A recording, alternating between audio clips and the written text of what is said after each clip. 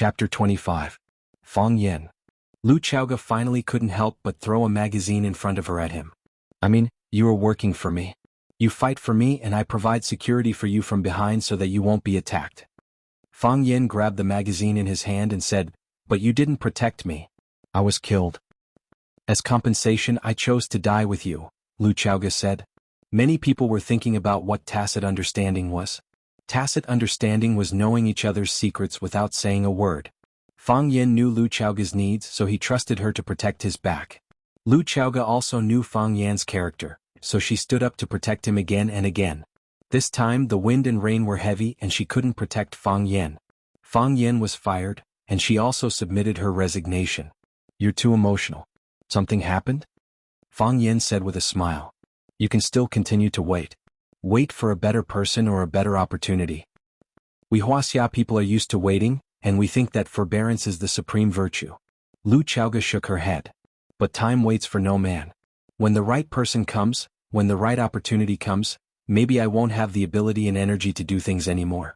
I should do the best things at the best age and rest well when I'm old. What's your plan? Fang Yin asked. Find another opportunity, Lu Chaoga said. Then can you help me ask about my salary before you leave? Fang Yin asked. When Jiang Qin returned home with her school bag, she saw Fang Yin squatting by the courtyard washing clothes. She tiptoed over and suddenly shouted behind Fang Yin, Ah! Just when she was about to give Fang Yin a big scare, Fang Yin suddenly turned around and hit her on the head. Jiang Qin covered his forehead, which was hurt by Fang Yan's knock, and said angrily, Hey, how can you do this? How could you do that? Fang Yin asked. What happened to me? You want to scare me from behind. But I didn't scare you. You even hit me, that's because I'm vigilant. Jiang Qin wrinkled his nose and asked, Hey, why did you come back so early? Because I don't have classes this afternoon. Even if there's no class, you have to wait until the students are out of school, right? Jiang Qin chuckled. You skipped work early? It's not that I'm bragging. Fang Yin picked up the clothes in his hand from the bucket, unscrewed the water, and hung them on the clothes hanger. Because of my excellent teaching quality, the school's leaders allowed me to get off work early. Really? If you don't believe me, you can go to Rosefinch Secondary and ask around, Fang Yin said proudly. Who doesn't know that I, Fang Yin, am the #1 person? Why don't I believe it at all? Jiang Qin shook his head and sighed. Fang Yin, call me Mr. Fang. Teacher Fang Yin, you have the face of a liar, don't you know? Really? Fang Yin looked at the mouth of the well. No. The facial features are quite good. Jiang Qin suddenly thought of something and said, Teacher Fang Yin, are you free tonight? Aren't I going to tutor you? Of course. Jiang Qin nodded. In name it's tutoring, in reality? Accompany me to a place, Jiang Qin said. What? Fang Yin rolled his eyes and turned to leave. Tonight, a girl in our class is celebrating her birthday. She invited our classmates to a bar to play. There are a lot of beautiful girls there. Girls nowadays, they're so young and they're already so naughty. Fang Yin was very angry. What bar? I'll go and teach them a lesson. The corners of Jiang Qin's mouth curled into a faint sneer as he said, Just cooperate obediently. When the time comes, I'll take you there. Let me be clear with you in advance. Although they are your classmates, when I criticize and educate them, you can't stop me. As a teacher, I have my own principles and bottom line. You should check if you have underwear first. Jiang Qin said sarcastically and ran into the house with his backpack. Fang Yin touched his crotch. It was cold inside. Girls nowadays even know that the teacher doesn't wear underwear. This is too much. Fang Yin was no longer a teacher at Rosefinch Secondary, but he still enjoyed the treatment of a Rosefinch Secondary teacher. At least it was like this at Sister Li's house. In order to buy Fang Yan's heart and let Fang Yin tutor her daughter, Sister Li made a more sumptuous meal tonight. Fried beef ribs, pickled intestines, scrambled eggs with tomatoes, minced vegetables with garlic, and a big bowl of white sea soup. Poor mothers-in-law. No, poor mothers-in-law. Fang Yin was full of guilt while eating. He thought to himself, I should take some time to teach this little girl. I don't know how bad her language results are. Jiang Qin had a small appetite. He put down his bowl and chopsticks and ran upstairs. When Fang Yin was full, Jiang Qin came down with his backpack and said to Jiang Day and Sister Li, Dad, Mom, I'm going to Mr. Fang's house to tutor me. Sister Li couldn't stop smiling. She nodded and said, Okay, go. Don't be too late and disturb Mr. Fang's rest. Then he turned to Fang Yan and said, Fang Yan, thank you. Jiang Dai raised his glass and said gratefully, Mr. Fang, let's drink. Auntie Li slapped him and scolded, you drunkard who hasn't had enough to drink. Teacher Fang still needs to tutor his daughter. What if she gets drunk? Jiang Dai laughed and didn't say anything.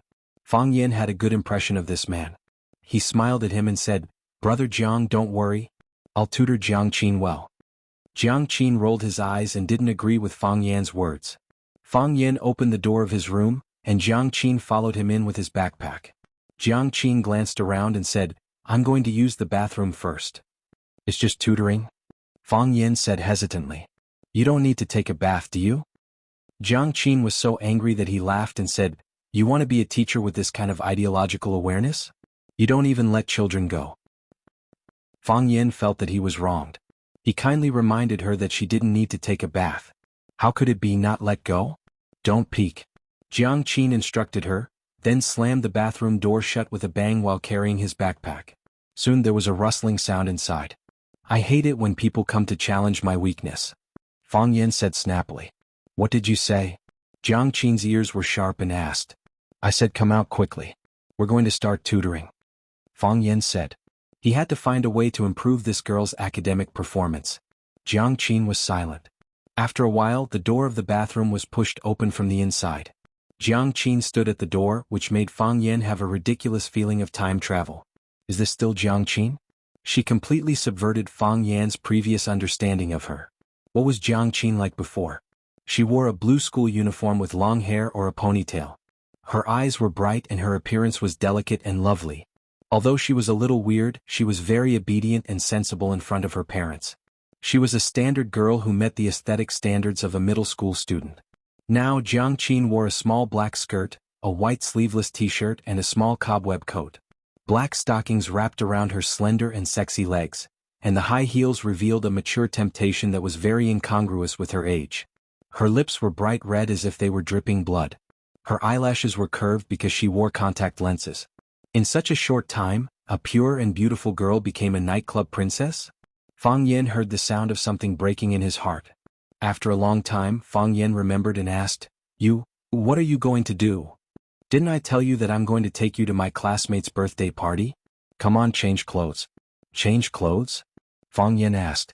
Jiang Qin pointed to the Chinese tunic suit on Fang Yan and said, Are you going to wear this to go out with me? It's too old-fashioned. Where can I put my face?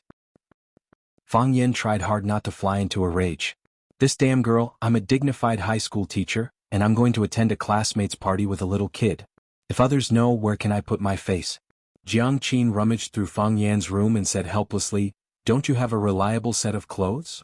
My clothes are quite reliable. Fang Yan said. I don't have unreliable clothes.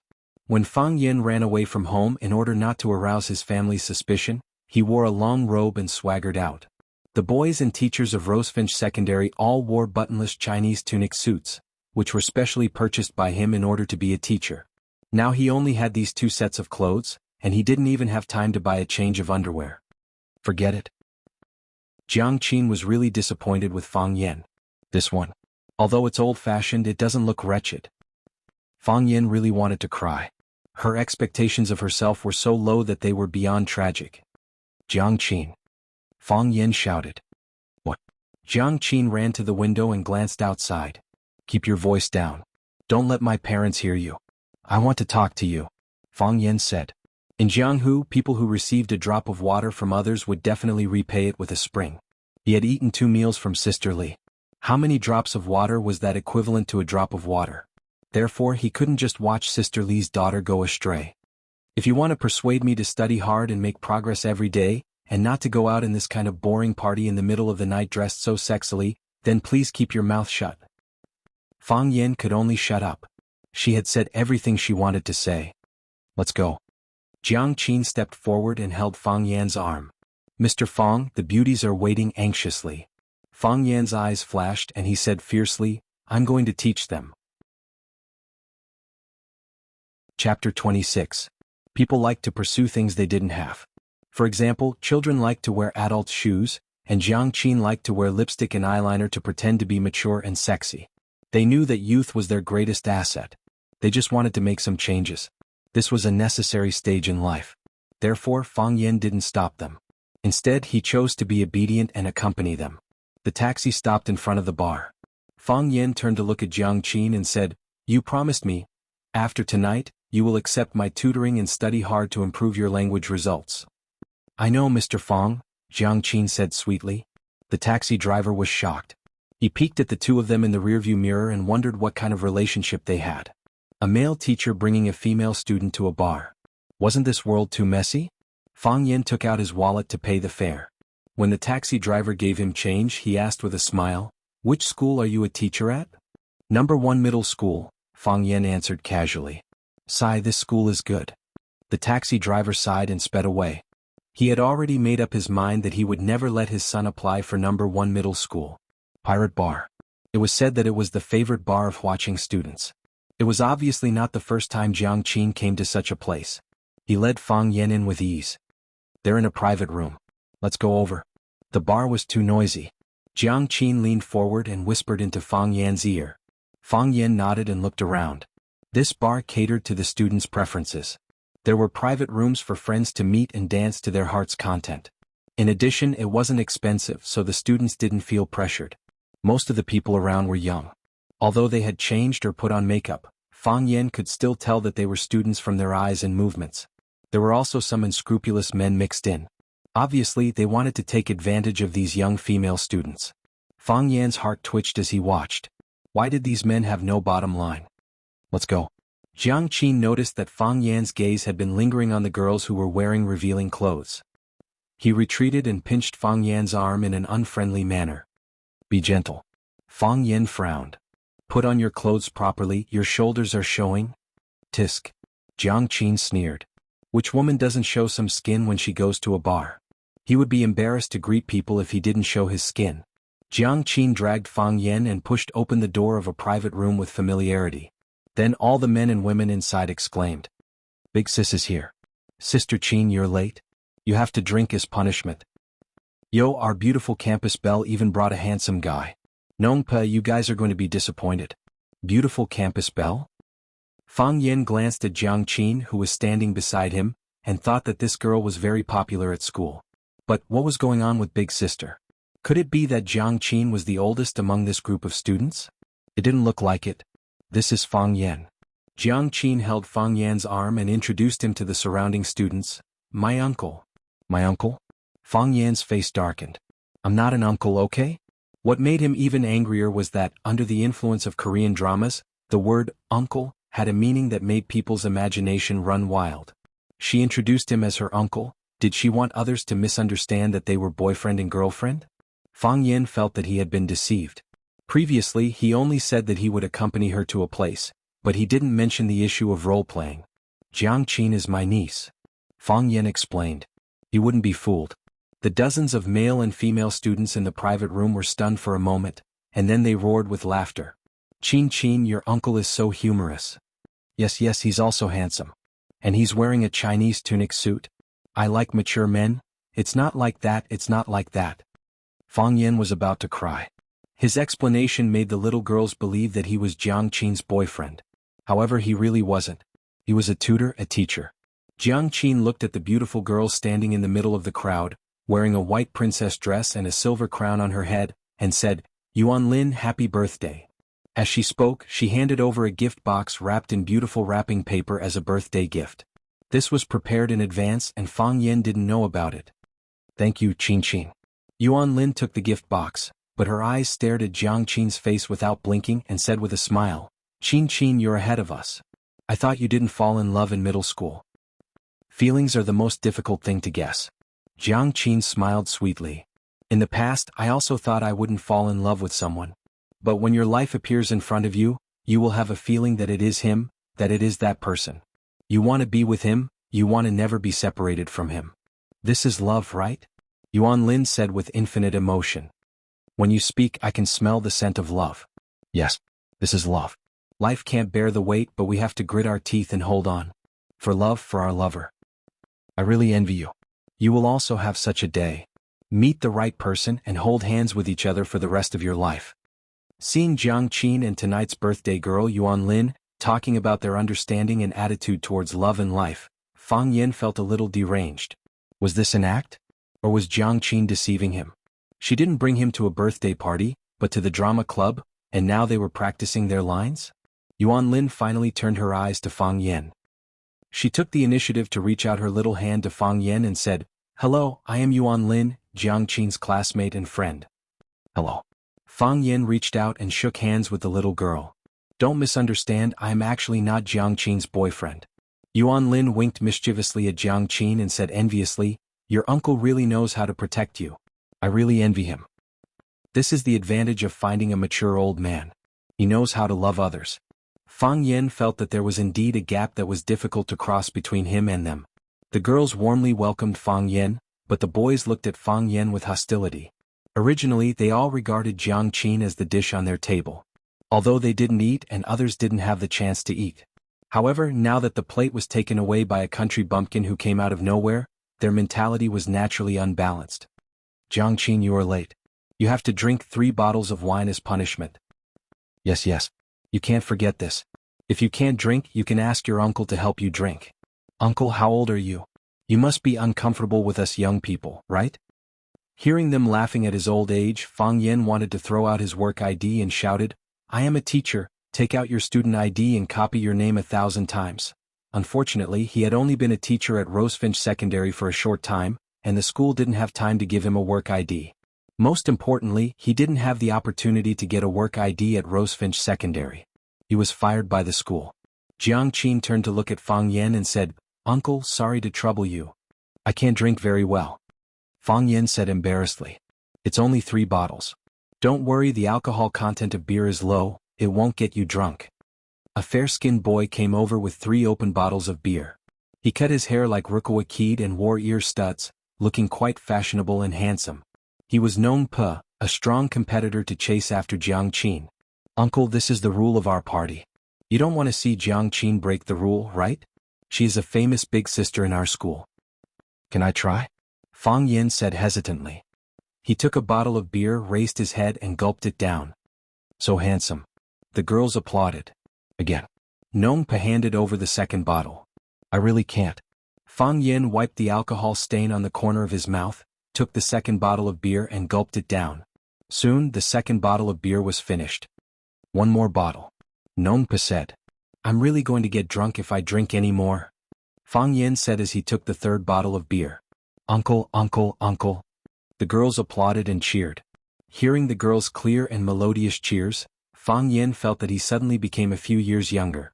After the third bottle of beer was finished, Jiang Qin took a tissue from the box and wiped Fang Yin's mouth. She said, "Sit down and rest for a while, do you want to eat something?" "Don't do this." Fang Yin stopped her. Letting a little girl wipe his mouth. He had to say that it was really enjoyable. But Fang Yan's heart was full of guilt. "No," Jiang Qin said. "This is what I should do." Seeing that the 3 bottles of beer didn't knock down Fang Yin, the boys didn't give up. After they discussed for a while, Nong Pa took the lead and walked over. "Uncle, this is the first time we meet, I propose a toast to you." Nong Pa raised his glass and said, "Taking turns?"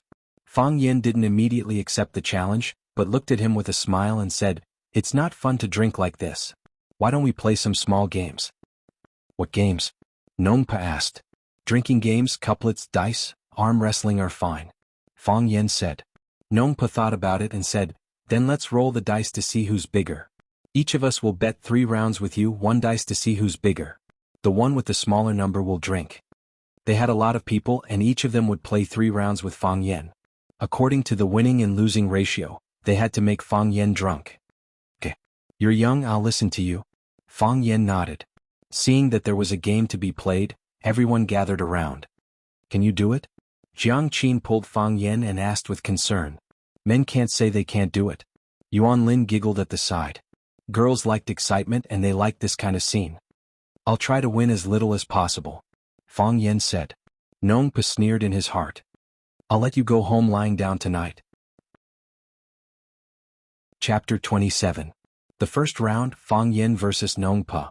Nong Pa shook the dice first and got a 5, which was not a small number. Nong Pa glanced at Fang Yin proudly and said, "It's your turn." Fang Yin took the dice cup and said, "Looks like I'm going to lose." Bang! After shaking a few times, he gently covered the dice cup on the table. 6, 6, 6. Jiang Qin leaned on Fang Yan's side and cheered him on. The girl's body was soft and her hair had a sweet fragrance. It really challenged a man's weakness. You said it. Open it for me, Fang Yan said with a smile. Okay. Jiang Qin suddenly opened the dice cup and immediately shouted in surprise. It's really 6. It's really 6.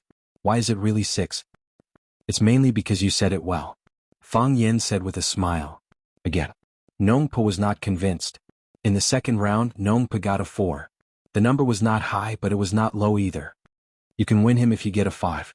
Jiang Qin said to Fang Yan. You're really good at math. Fang Yan praised. Of course. Jiang Qin looked proud and didn't care about the other meaning in Fang Yan's words. He shook the dice cup a few times and said, Since you want a 5, you can open it. Sure. Jiang Qin lifted the lid of the dice cup. Then she shouted in surprise again. 5. It's really 5. Ah, I'm so good. You all call me the king of gamblers. Nongpa drank again. The third round. Nongpo's eyes were already angry. He lost 2 rounds in a row, which made him lose face. He took the dice and shook it for a while. With a bang, he slammed the dice cup on the table and shouted, 6. He opened the dice cup and it was really 6. Brother Nong, good job. Brother Nong, you will win this time. Yes, unless he also gets a 6. The boys finally saw the hope of winning and cheered for Nongpa. Fang Yan smiled, took the dice and shook it a few times. He said to Jiang Qin, It's still up to you. It's not good. Jiang Qin said hesitantly. What if I lose? Drink if you lose, Fang Yan said. Drink if you lose. Fang Yan said. We've won twice in a row, so we should lose once to be fair. Then I'll really open it? Yes. 6, Jiang Qin shouted in a tender voice. She suddenly opened the dice cup, and then her entire person was stunned on the spot. 6 dots. The 6 red dots were so dazzling. I let you lose, so why did you ask for 6? Fang Yan scolded. Fang Yan said, I said. Fang is Fang. Yan. Fang is P, but my luck is really too good. Maybe it's because I'm the goddess of luck, huh? It's a draw, Nongpa said disappointedly. Let's make another bet. He took the dice and held them in his palm. After praying for a while, he put the dice into the dice cup. Voila! There was a long shaking and then a sudden uncovering. 1 point. Nongpo's eyes were dull, and the flesh on his face kept twitching. God, please don't play with me, okay? Fang Yan glanced at Jiang Qin and said, Little sister, I think you are very talented. Why don't you learn gambling from me? Jiang Qin rolled her eyes at him. Her tender hands took the dice cup and gently shook it a few times. When it was uncovered, there were 2 dots. It was just a little bigger than Nongpa. Fang Yan looked at Jiang Qin earnestly and said, If you win, you win. But you only win a little. Don't you know how insulting it is? One must be honest. Didn't the teachers in your school teach you? This was too much. I can't even stand it. Nongpa had the urge to vomit 3 liters of blood. Another 2 boys went up to challenge Fang Yan, but none of them could win. Fang Yan didn't drink a glass of wine, but he made those boys drunk. Uncle, are you cheating? A boy stared at Fang Yan with dissatisfaction and said, Yes, how can you keep winning? Must be cheating. Fang Yan smiled and said, I'm willing to bet and I'm willing to lose. If you think I'm cheating and find evidence of me cheating, I'll drink all the remaining wine in this room. No more dice, Nongpa said. We don't play this much, so we're not as experienced as you. Arm wrestling, we want to arm wrestle with you. That's not good, right? Fang Yan said. What? Are you afraid? Nongpa said mockingly. You're older than us and you've eaten more than us. You have a big advantage. That's what I mean. My advantage is so obvious. It's not good to bully you, right? Fang Yan turned to look at Jiang Qin and asked, Then I'll try with them? Beat them. Jiang Qin waved his small fist and said, I'll try my best. Fang Yan said, What's there to talk about, we're all classmates. For some reason, when they heard Fang Yan say the words, I'll try my best, many people at the scene felt their hearts jerk and felt a chill. Nongpa carefully looked at Fang Yan's height, weight and 3 measurements. He thought that not every boy on his side could be a match for Fang Yan. If everyone competed with him separately, it would be his side that suffered.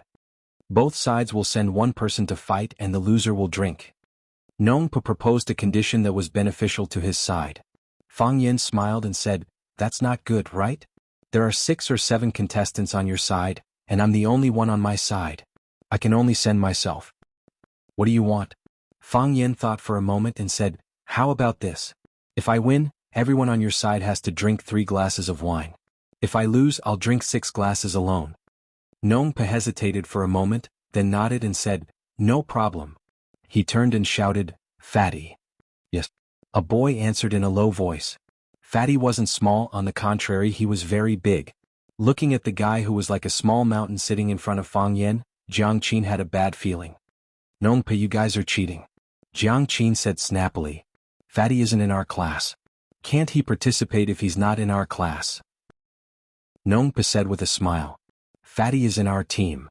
Don't compete with them. Jiang Qin said to Fang Yan. Fatty is a famous strongman in our school.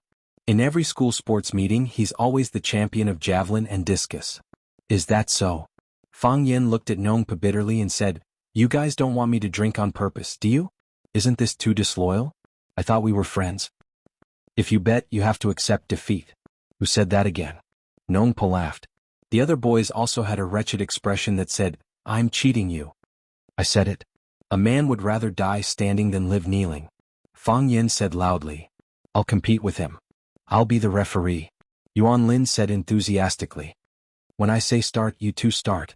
I have no objection. Fang Yan said. I also have no objection. Fatty admired Yuan Lin very much. Seeing that she was willing to join, his fat face flushed with excitement. If he won against this annoying guy in front of the goddess of his dreams, then, in the eyes of the goddess, his fat body would no longer be fat but strength. In fact, Fatty was really thinking too much. In the eyes of the goddess, fat would always be fat. Ready. Yuan Lin said with a sweet voice. Fang Yan and Fatty held each other's hands, their elbows resting on the table. Begin.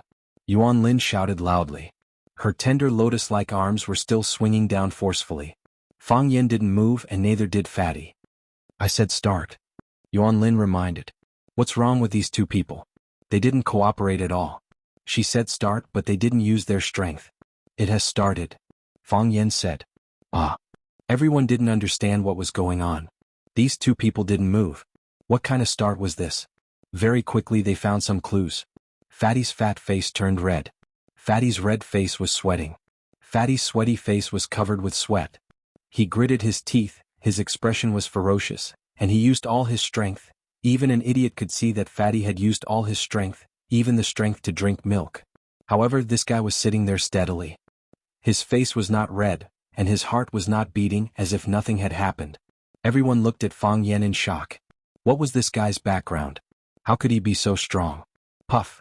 Fatty used too much strength and held his breath for too long. The wine he just drank sprayed out, splashing on his and Fang Yan's hands and wrists. This guy. Fang Yan laughed. He dared to use hidden weapons. Poochie, everyone laughed. Fatty's red face was even redder. He was embarrassed to continue and said, I lost, I am not your opponent. Fang Yan loosened his hand and said, thank you for letting me win. I was almost plotted against by you. Fatty's face turned purple and he rushed into the bathroom without looking back. Jiang Qin laughed and gasped. He took out a tissue from his bag and wiped the back of Fang Yan's hand. He said, you are so bad. How can you be so bad? Uncle, you are so cute. I really like you. Yes, you are so cute. I really want to pinch your face. What a thick face, it's rare in my life. Yuan Lin looked at Fang Yan with her beautiful big eyes and said, I also want to find an uncle like you. Jiang Qin quickly held Fang Yan's arm and said, don't compete with me. The melodramatic scene of two girls competing for a man played out in front of them, and the boys were heartbroken. In their hearts, uncle had become the most detestable form of address and group.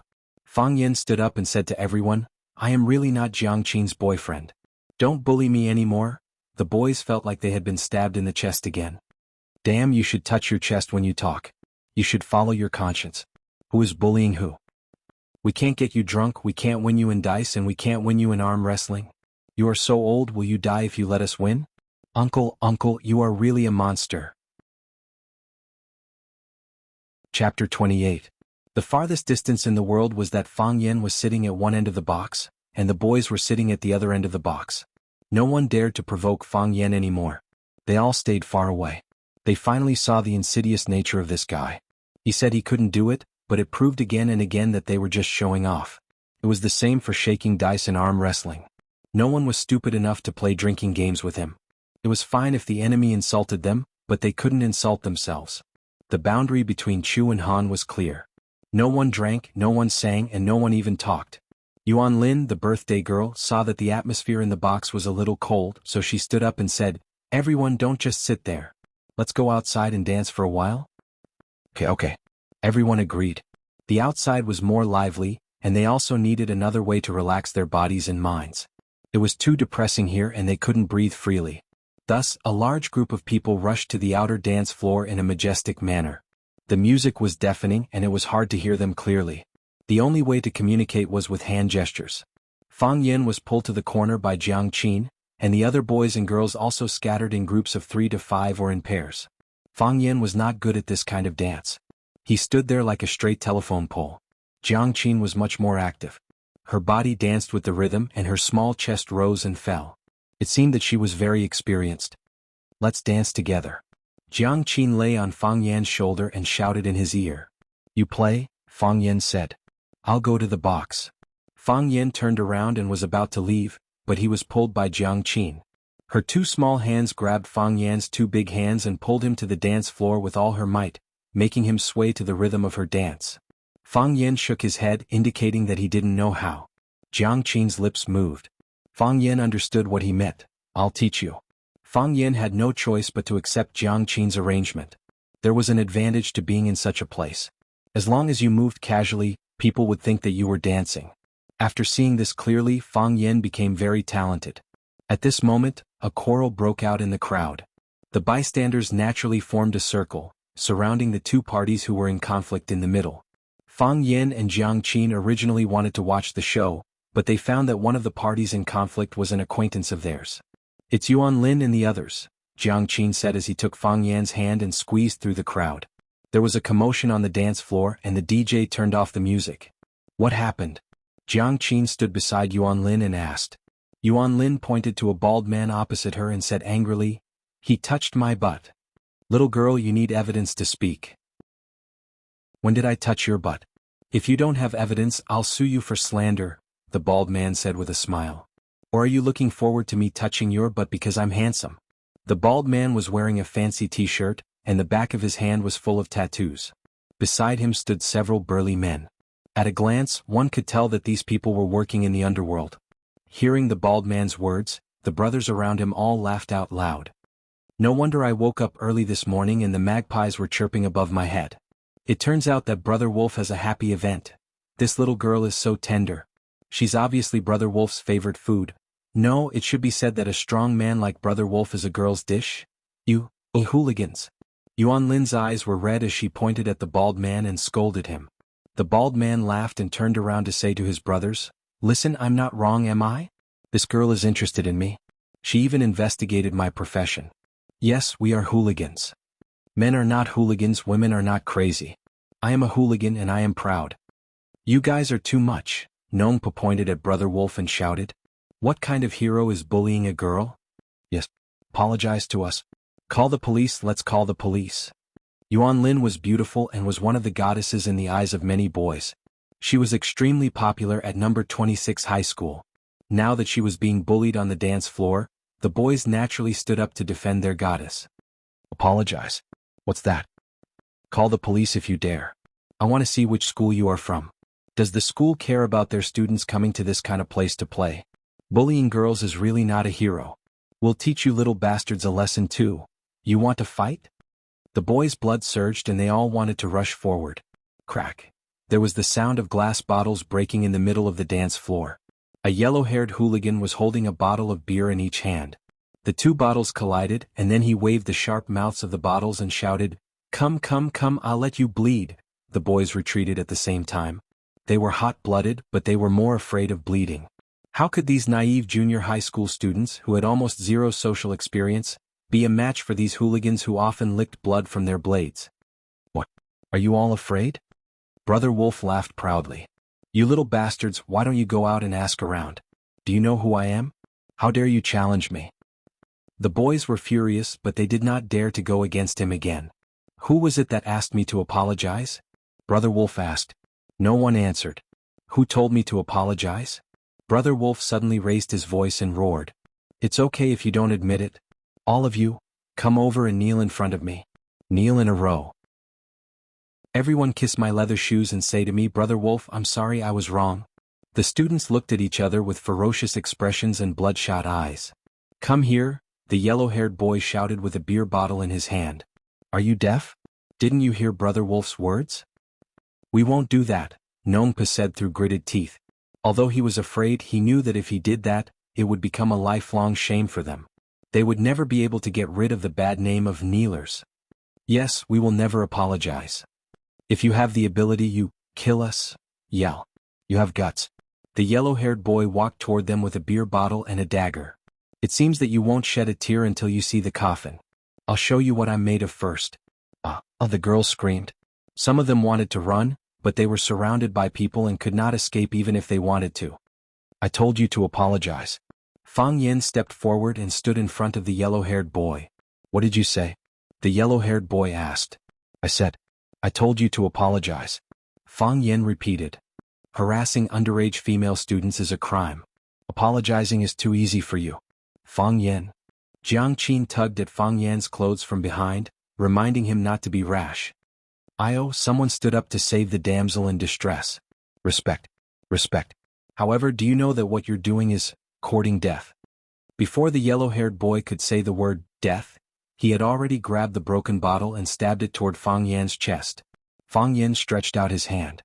He stretched out his hand lightly. His palm against the glass looked like he would definitely die. Fang Yan. Jiang Qin stopped him loudly. Whoosh! It was as if everything in the world had suddenly stopped. The music stopped, the speed stopped, the gaze stopped, and even the breathing stopped. The bottle was still in the yellow-haired boy's hand, but the sharp half was clamped by two of Fang Yan's fingers. Crack! A crisp sound rang out. Fang Yan used a bit of force with his two fingers and broke off a piece of the glass as if he was breaking a bread loaf. Crack! Another piece was broken. Crack! A third piece. Fang Yan patted the back of the yellow-haired boy's hand and said, Give me the rest. The yellow-haired boy's mouth opened wide and his pupils dilated. He obediently let go of Fang Yan and let him take the weapon. Jiang Qin was also dumbfounded. Was this really the Fang Yan he knew? The Tai Chi expert who couldn't squeeze into the bus and was stepped on by a middle-aged woman?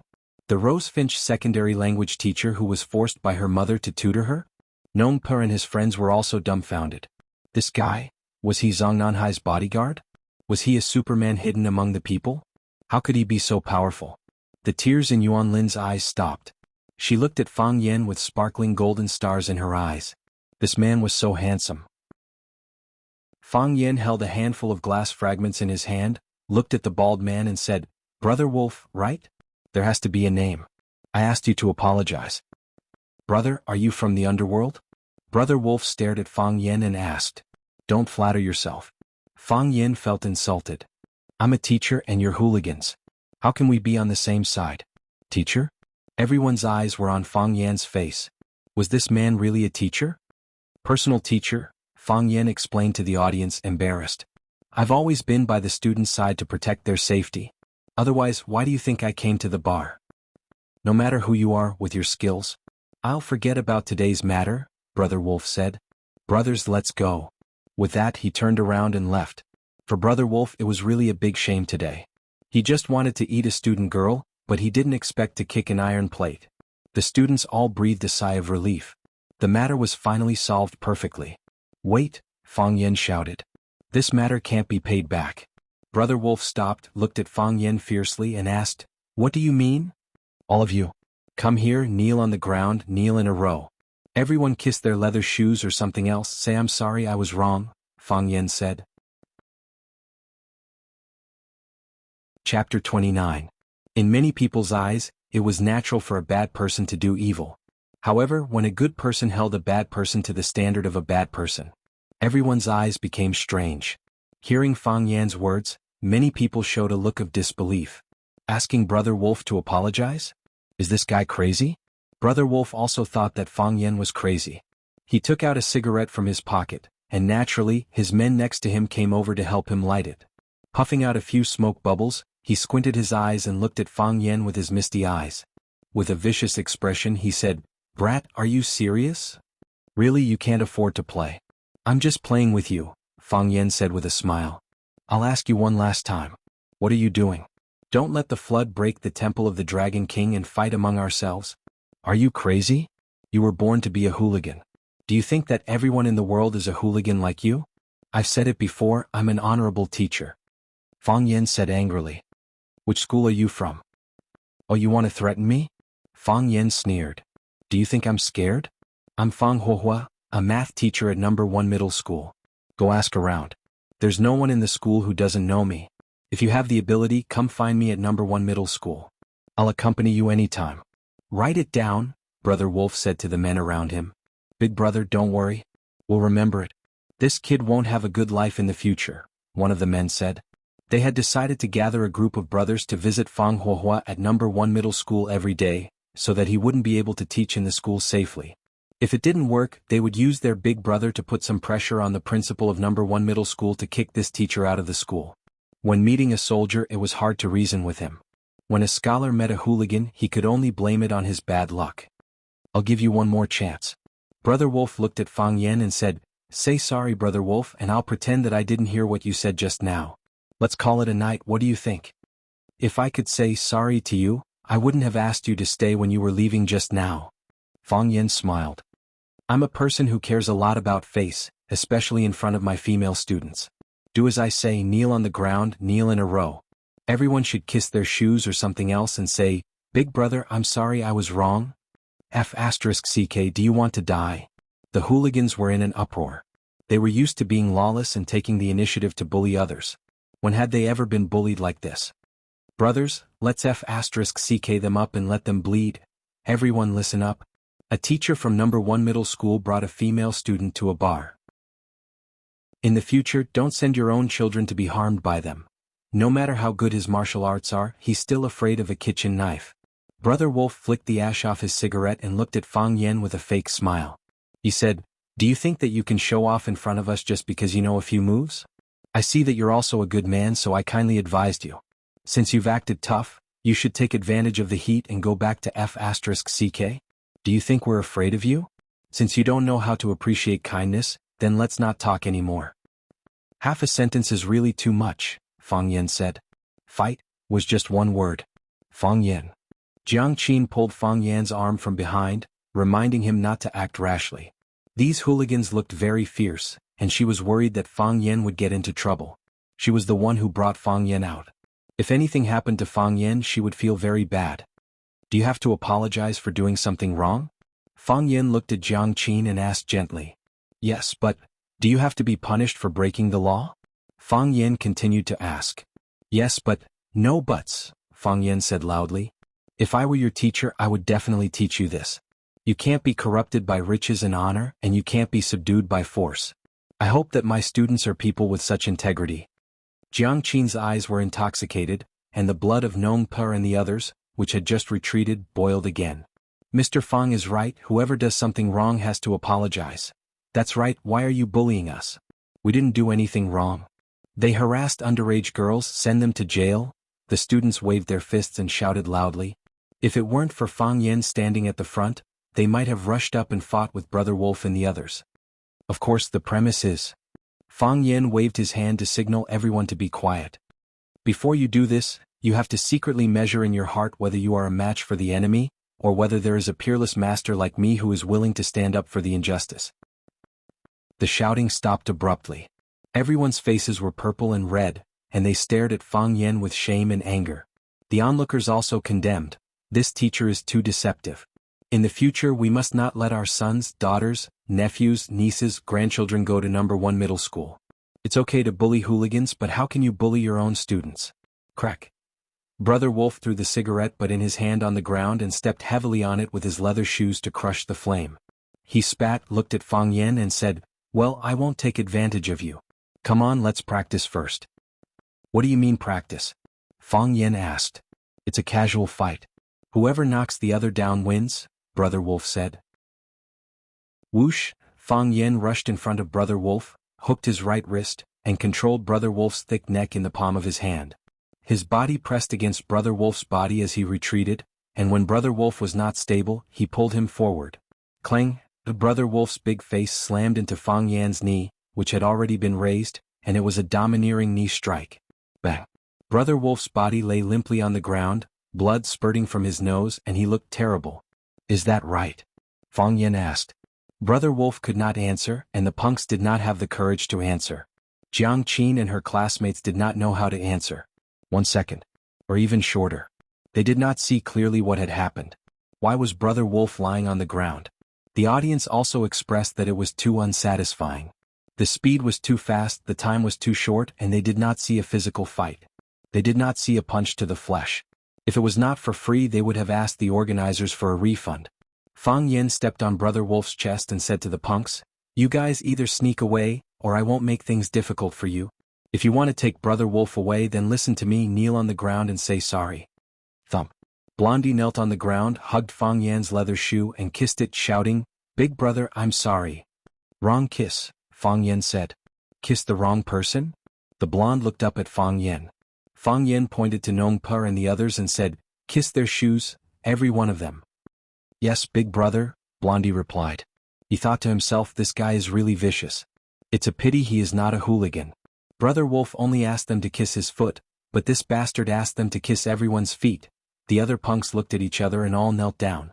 They wanted to run, but if they did, they would not be able to recognize Brother Wolf as their big brother in the future, and they would not be able to establish themselves in the underworld. "Big brother, I'm sorry I was wrong. Big brother, I'm sorry I was wrong." It was hard to apologize, but it was also very painful to be apologized to. Nong Per and the others tried not to look at the punks who were hugging and kissing their feet, but their bodies were trembling slightly. They felt as if they had understood something in their minds. They tried hard to think, but they could not find anything. After the punks completed the apology ceremony, Fang Yan lifted his foot from Brother Wolf's chest and said to Brother Wolf, "Remember clearly, I am Fang Yan from number 1 middle school. No, it's Fang Huohua. Don't find the wrong person." He waved his hand impatiently at the punks and said, "Take him away." The punks rushed forward, picked up Brother Wolf and ran outside quickly. They even forgot to say a threat like, "There's still time." The security guard in the bar came out and asked a few questions before he was sent away by Fang Yan. They bullied the weak and feared the strong. Fang Yan did not have a good impression of them at all. After this incident, no one was in the mood to play anymore. The girls went to the private room to get their bags and then left the bar under Fang Yan's lead. "Fang Yan, are you really a teacher? Number 1 middle school teacher Fang Huohua? Is that your real name? You're so powerful. Do you know Kung Fu? Can you teach me?" The girls surrounded Fang Yan and asked all kinds of questions, but the boys looked at Fang Yan with evasive eyes. "Hey, what are you doing? I'm warning you, stay away from my uncle. Otherwise, don't blame me for severing all ties with you. Zhao Xiaoman, get your filthy hands off me." Jiang Qin was like a little hen, protecting Fang Yan and not letting those bad friends get close. Fang Yan looked at Nong Per and said, "They will definitely take revenge. If you come out to play in the future, you must be careful." Nong Per looked up at Fang Yan, gritted his teeth and said firmly, "I won't come to this kind of place again." Fang Yan nodded. He knew that after what happened tonight, these children would be a lot more restrained. It was good for them to maintain a sense of fear for this society, because they had no experience and no ability to deal with such complicated and violent things. Yuan Lin walked up to Fang Yan and said gratefully, "Thank you, Fang Yan. If it weren't for you, this is what I should do," Fang Yan said with a smile. "It's my duty to protect the students." "Are you really a teacher at number 1 high school?" "No. That's what I said." Yuan Lin breathed a sigh of relief. "Fang Yan, can you give me your cell phone number?" "Hey Yuan Lin, what do you want?" Jiang Qin said angrily. "Why do you want his cell phone number? If there's anything, just contact me directly. Hey, don't force me to break up with you." Chapter 30. The weather in Huaqing in September was still very hot. Coming out of the air-conditioned bar, one's skin immediately had a layer of goosebumps upon contact with the outside air. Very quickly, the heat and sweat mixed together, forming a layer of invisible film. It was like a cocoon wrapped in silk, making people feel suffocated and stifled. Fang Yan preferred to stay at home at night like this, taking a cold shower and lying in bed with a book or standing in front of the window with a telescope. The moon decorates your window, you decorate other people's dreams. Look, poets have so much life experience. Fang Yan and Jiang Qin walked side by side on the road. Jiang Qin didn't speak and neither did Fang Yan. Jiang Qin walked with her head down, kicking a small stone and rolling it forward. Fang Yan couldn't help but laugh. She really looked like a child. Of course, in Fang Yan's heart, she was indeed a child. What are you laughing at? Jiang Qin turned to look at Fang Yan, her bright eyes without any impurities. It was good to be young. Her eyes were as clear as a mirror. Nothing. Fang Yan shook her head. Don't you want to say something? Jiang Qin asked. Say what? What don't you want to ask? Ask what? Tell me, if you weren't here today, how would we deal with this? Jiang Qin asked. Even if it's a big grievance, leave quickly, Fang Yan said. To save your dignity, it will only make you lose more dignity. Not willing to bear the loss will only make you lose more. How can you deal with it in such a straightforward and cool way? Jiang Qin asked. The greater a person's ability, the heavier the responsibility. I know it's a line from Spider-Man. But it's not just about Spider-Man but also Iron Man, Batman, Superman, Bill Gates, Steve Jobs, Obama, Fang Yan. You really are shameless. Jiang Qin curled his lips and said. This is a serious question. You shouldn't say something so frivolous, Fang Yan said. This will ruin the atmosphere of our conversation. It's also possible that after we talk tonight, you'll be enlightened, and your life will be different from then on. In the future, when I successfully write my memoirs, I will write that it was a night so serious that even the air froze. What are you trying to say? Jiang Qin asked. Girls shouldn't go to bars, Fang Yan said. I'm talking about girls who are still in middle school. Can't you just say it directly? I'm a teacher. If I speak as poorly as you, wouldn't that be an insult to the profession of a teacher? Fang Yan, call me teacher Fang Yan. You're so cheap. If you scold me, I'm going to tell your mom that you sneaked out to the bar instead of studying properly. I'm going to tell my mom that you touched my ass in a bar. Jiang Qin reached out to Fang Yan and said, Lend me your cell phone. What do you want to do? Fang Yan asked warily. I want to call you on Lin. My cell phone is out of battery, Jiang Qin said. Fang Yan handed over his cell phone. Jiang Qin took the cell phone and tapped it quickly. What are you doing? Fang Yan asked. Jiang Qin threw Fang Yan's cell phone back and said proudly, I helped you delete Yuan Lin's number. Anyway, I know you don't like her. She saved my cell phone number. What if she takes the initiative to call? You can choose not to answer. Jiang Qin said. He thought that it would be strange if she could call. Shoo. Jiang Qin used the key to open the door and whispered to Fang Yan, Be careful with your footsteps. My mom might hear you. Don't shoo. I heard it. Sister Li's voice came from inside the door. Jiang Qin and Fang Yan looked at each other and helplessly opened the door to the courtyard. Mom, why aren't you sleeping? Jiang Qin stood at the door and greeted Sister Li with a smile. Can I sleep? Auntie Li said in a bad mood. She stared at Fang Yan with an unfriendly look and said to Jiang Qin, Where did he go? It's all Mr. Fang's fault. Jiang Qin suddenly turned against Fang Yan and said angrily, We were only halfway through the tutoring when his stomach started growling. He said he wanted to go out and find something to eat. He just came to Huaqing and was unfamiliar with this place. How could I let him go out alone? I brought him out to find something to eat. I wanted to let him eat alone, but when I saw that the food was delicious, I ate it too. Jiang Qin patted his flat stomach and said, I'm stuffed to death. I'm afraid I'll gain a few kilograms. I need to lose weight quickly. Mr. Fang didn't eat his fill tonight? Sister Li looked at Fang Yan and asked. Jiang Qin's move was effective. He immediately changed the topic. Before Fang Yan could answer, Jiang Qin already said, Mom, are you really stupid or are you pretending to be? Mr. Fang just moved to our house. How could he eat so much in our house? When we were eating supper just now, he said he had to eat 3 bowls of rice every meal. But he has already eaten 3 bowls. Sister Li said. I know it's 4 bowls. Yes, Mr. Fang said he has 3 bowls at the very least. Usually he has 4 to 5 bowls. He's afraid that you'll laugh at him, so he doesn't want to eat too much. Sister Li looked at Fang Yan apologetically and said, Mr. Fang, aren't you being too polite? Didn't I say it before? We're all family. Why are you being so polite in our house? Don't do it next time. I'll make more food in the future and make sure you're full. Okay. Fang Yan wanted to find a hole to hide in. This Jiang Qin. Did she think he was a pig? Make more meat dishes. Mr. Fang said he likes meat, Jiang Qin said. No problem. Sister Li laughed. What's so difficult about it? Have you forgotten what our family does? Jiang Qin yawned and said, I'm full. I'm sleepy. I'm going back to sleep. Hey, go to sleep. You still have class tomorrow. Sister Li said. Good night, Mr. Fong. Jiang Qin said goodbye to Fang Yen with a wink. Good night. Fang Yen waved his hand. Jiang Qin smiled and walked toward the inner room. Wait! Sister Li shouted. Jiang Qin was shocked. She turned around and complained, Mom, what are you doing? Are you trying to scare me to death? Sweetheart, your clothes.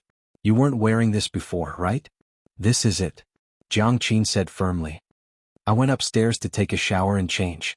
This is it. This is it. Sister Li patted her head and sighed. Menopause. My memory is getting worse. Jiang Qin walked over and hugged Sister Li's arm. How can my memory be bad? Why do you never forget to make breakfast for me in the morning? This silly child? Sister Li hugged her daughter lovingly and said with relief. Jiang Qin secretly stuck out her tongue at Fang Yen and went back to the room with Sister Li. Why does it seem like an affair? Fang Yen said, wiping the sweat on his forehead. When Huang Haoren returned home, his father, Huang Wenxiang, was sitting in the study working. As the chief reporter of Wuxia Metropolis Daily, Huang Wenxiang rarely went to the newspaper office. Most of the time he was out reporting news and writing manuscripts at home. Dad. Huang Haoren stood at the door of the study and gently knocked on the door. Huang Wenxiang looked up and saw his son. He adjusted his glasses and said with a smile, Haoren is back.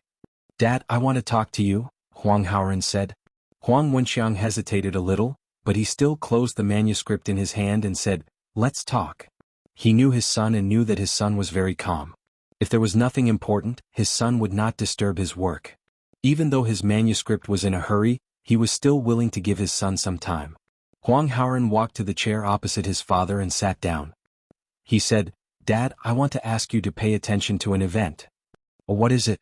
A teacher of Rosefinch Secondary was fired. Huang Haoren said. Huang Wenxiang couldn't help laughing and said, Haoren, don't be ridiculous. Do you know what kind of newspaper Dad works for? If it was just a matter of a teacher being fired from a school, it would be impossible for it to be on the Wuxia Metropolis Daily. Hurry up and wash your face. I'll take you to eat something delicious later. Dad. Huang Haoren looked at his father stubbornly. He's different from other teachers. Huang Wenxiang wanted to say, as long as it's a teacher of Rosefinch Secondary, it's all the same to me. That was because their newspaper would not publish such trivial news. That would be a waste of space. The editor-in-chief wouldn't approve it either. However, looking at his son's serious expression and firm eyes, he didn't say it in the end. How is he different? Huang Wenxiang changed his sitting position and asked aloud. He was wronged. He was fired because of us. Huang Haoren's voice was a little emotional. Thinking of what Zheng Guodong and the others said, his heart was filled with anger. What kind of era was this? Why were bad people always free and unfettered?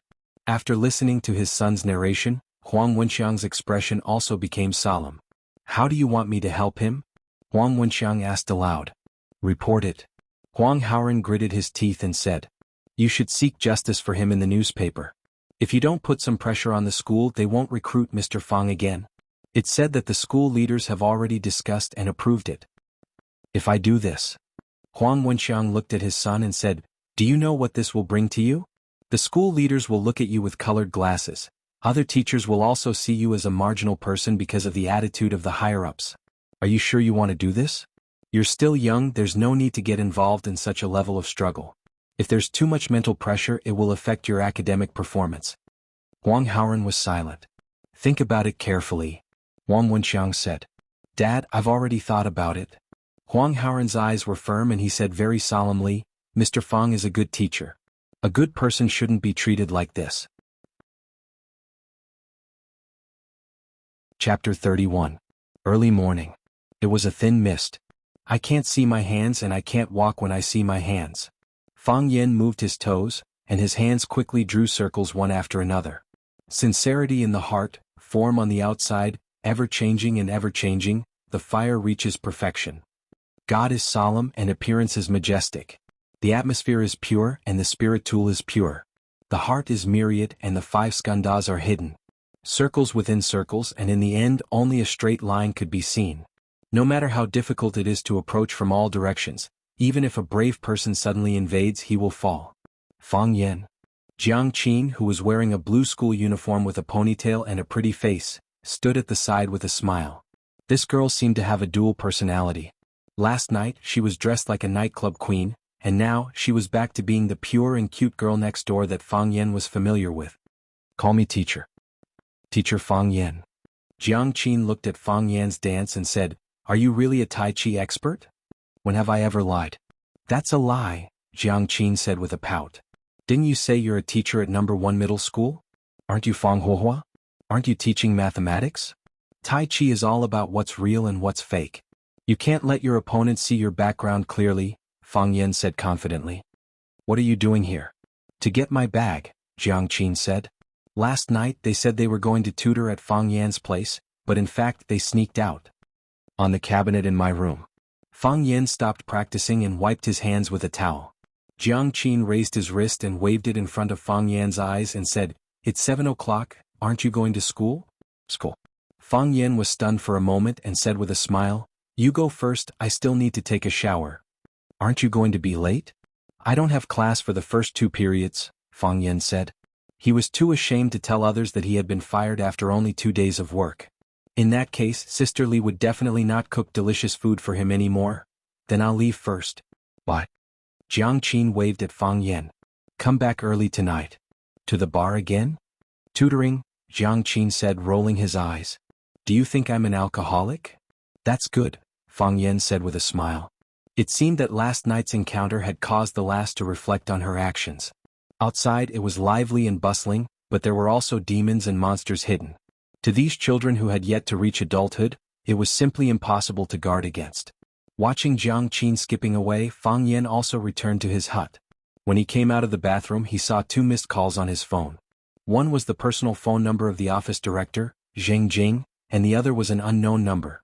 Fang Yan ignored the unknown number and directly dialed Zheng Jing's phone number. As soon as the phone was connected, he quickly hung up the phone. Soon Fang Yan's cell phone rang. Director Zheng, I'm really sorry. Fang Yan apologized with a smile. I accidentally hung up the phone. I was about to call you. Fang Yan, come to the school. Principal Lu wants to see you, Zheng Jing said coldly. Wasn't I fired? Fang Yan asked. This is something that everyone knows. You don't have to repeat it again, Zheng Jing said. Fang Yan thought, this guy's mouth is really vicious and his words are not gentle at all. Is he still a model teacher? Fang Yan rushed to the principal's office, but he didn't see the office deputy director, Zheng Jing, outside. Instead, a delicate little clerk was waiting at the door to greet Fang Yan. Seeing Fang Yan coming, the little clerk stood up and said, Mr. Fang, Principal Lu is waiting for you in the office. He said that you can go in directly when you come. Thank you. Fang Yan thanked the little clerk. You're welcome. The little clerk blushed and said with a smile. He thought, everyone says that this new teacher, Fang Yan, is a troublemaker, but he is actually quite handsome. He is also young, much younger than other teachers. Although his job is not very stable, he is still barely worthy of me. Fang Yan knocked on the door of Lu Chaoga's office. When he heard a please come in voice, he pushed the door and went in. Lu Chaoga stood by the window with her back facing Fang Yan. She was bending over and trimming a potted plant. Her figure was exquisite, and her buttocks were plump. Looking from the side, her chest was heavy, and it looked very majestic. She was wearing a delicate black uniform, which concealed some of the sexy air brought about by her explosive figure, but it also added a lot of intellectual beauty to her. Seeing Lu Chaoga's clothes, Fang Yan thought of a small joke. A wife asked her husband, Honey, which clothes do I look best in? The husband replied, Honey, you have to be good-looking first. Lu Xiaoga was good-looking, so she looked good whether she wore clothes or not. Fang Yan leaned over and said, Oh, Principal Lu has changed his hobby and started to play potted plants? Flower arrangement needs to be calm and complete the whole work in the best state of mind. Only when it is done in one go can it show the most smooth and harmonious beauty. Lu Chaoga did not reject talking about flower arrangement techniques with Fang Yan, because it was very difficult for her to meet a flower arrangement enthusiast, and the other party was also an expert. Potted plants are not so strict. If you can't finish it today, you can continue tomorrow. It's enough as long as you have a general model in your mind. In our country of Wuxia, there is a saying that the ass determines the mind. Because Principal Lu likes flower arrangement, he looks down on potted plants. In fact, potted plants are the same as flower arrangement, they both need to invest feelings. They also have vitality, and they can also show the artistic form or effect we want in the most perfect posture. Fang Yan said. 1 book, 2 paintings, 3 inserts for scissors, 5 craftsmen, each of which when done to the extreme is art. Lu Chaoga thought for a long time, nodded and said, "You are right, I am biased. Principal Lu is knowledgeable and has a wide range of hobbies, and he is so humble. I am far inferior to him." Fang Yen sincerely praised. "Hearing you say that, I don't feel happy at all," Lu Chaoga said. She put the scissors on the windowsill, took off the leather gloves on her hands, turned around and walked to her desk. "Principal Lu, you asked me to come here, to give me my salary, right? I knew it. Rosefinch Secondary is such a big and famous school, why would it care about my few hundred yuan? Impossible. The salary will be paid on the 15th of next month," Lu Chaoga said. Fang Yen counted with his fingers and said awkwardly, "Sai, I am running out of food." "What?" Lu Chaoga asked. "I said I am running out of money to eat." Fang Yen complained. "In order to make a living, I am tutoring people outside." Lu Chaoga looked at Fang Yen in surprise and said, "It doesn't look like it." She really couldn't imagine how a person like Fang Yen could not have money. "Do I need to lie to you about this kind of thing?"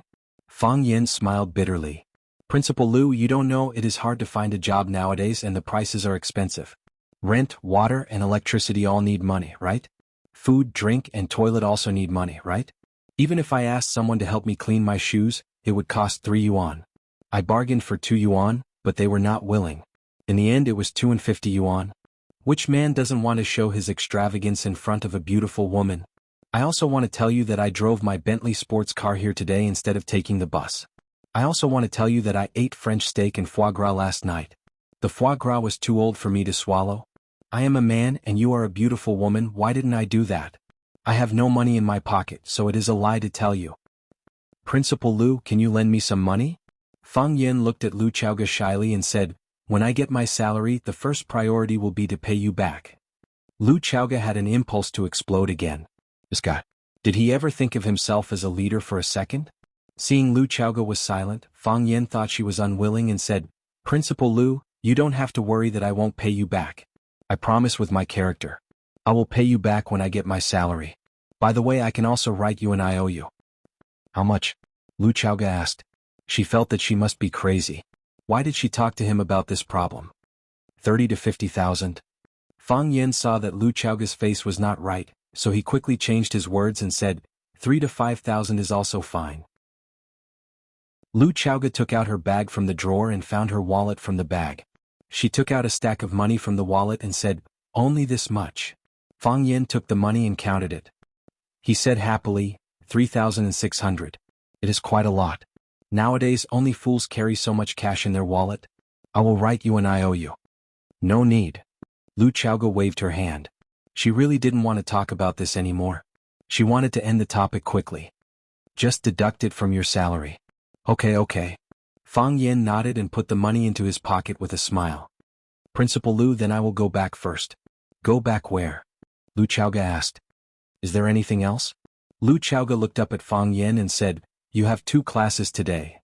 Wasn't I expelled from the school?" Fang Yen looked up at Lu Chaoga with surprise and asked happily, "I wasn't expelled?" "No. You are not leaving?" "I'm not leaving. Actually, you can leave," Fang Yen said. If Lu Chaoga left Rosefinch, she didn't have to return the money she just borrowed. "What?" Lu Chaoga frowned. "Don't misunderstand." Fang Yen explained. "Principal Lu is different from me. I can't find a job in other places. Principal Lu, other schools are rushing to invite you to work. A talent like Principal Lu should naturally go where he can display his talent. Don't force yourself because of me, a small teacher. Do you think I said that because I hope you don't have to return the 3,000 yuan after you leave? You look down on me, Fang Yen. I'm afraid that I'll drag down your bright future." Fang Yen. "Yes. First, I am not staying because of you." "I see," Fang Yen said. "The nature of women is that they don't mean what they say." "Who said this sentence?" "Second, in Rosefinch I can also find a way to display my talent." "I don't doubt it at all." "Third, cooperate with my work in the future." Of course. I am your person." "I know." Fang Yen nodded repeatedly. "Principal Lu, why does the school not want me to leave again? Did you help me?" Lu Chaoga looked at Fang Yen deeply and said, "Thank your students." "Students?" Fang Yen was confused. Wasn't Lu Chaoga helping him? Chapter 32. Coming out of Lu Chaoga's office, seeing the clerk looking at him with a smile, Fang Yen walked over with what he thought was the most handsome step. I'm Fang Yen. Fang means square and Yen means two flames. How should I address you, beauty? My name is Zhang Meng. You can call me Xiao Meng. The clerk said with a blushing face and a smile. You're Principal Lu's secretary? Yes. Usually I serve Principal Lu. But Director Zheng will also help. When Xiao Meng said Jing Jing, her expression was a bit unnatural. Obviously, the two didn't get along very well. What happened in the school recently? Something big. Something big that has something to do with me. Yes, you were fired, but you were specially recruited. Yes, that's it. Fang Yen nodded with a smile. Why is that? You really asked the right person. Xiao Meng said proudly. These 2 days I've been with Principal Lu, so I know the cause and effect of the matter. In fact, you were really fired from the school, but after listening to Xiao Meng's explanation, Fang Yen really wanted to thank his amiable and respectable students. He was indeed voted to be fired at the school's high-level meeting, and Lu Chaoga was really ready to give up the position of Rosefinch Secondary's vice principal to find another way out. However, Fang Yan's students let Fang Yen return to the school. Lu Chaoga also saw a valuable quality in these students, so she decided to stay. During the days when Fang Yen was away, a lot of things happened in the school. As soon as Fang Yen left, Huang Haoren returned home.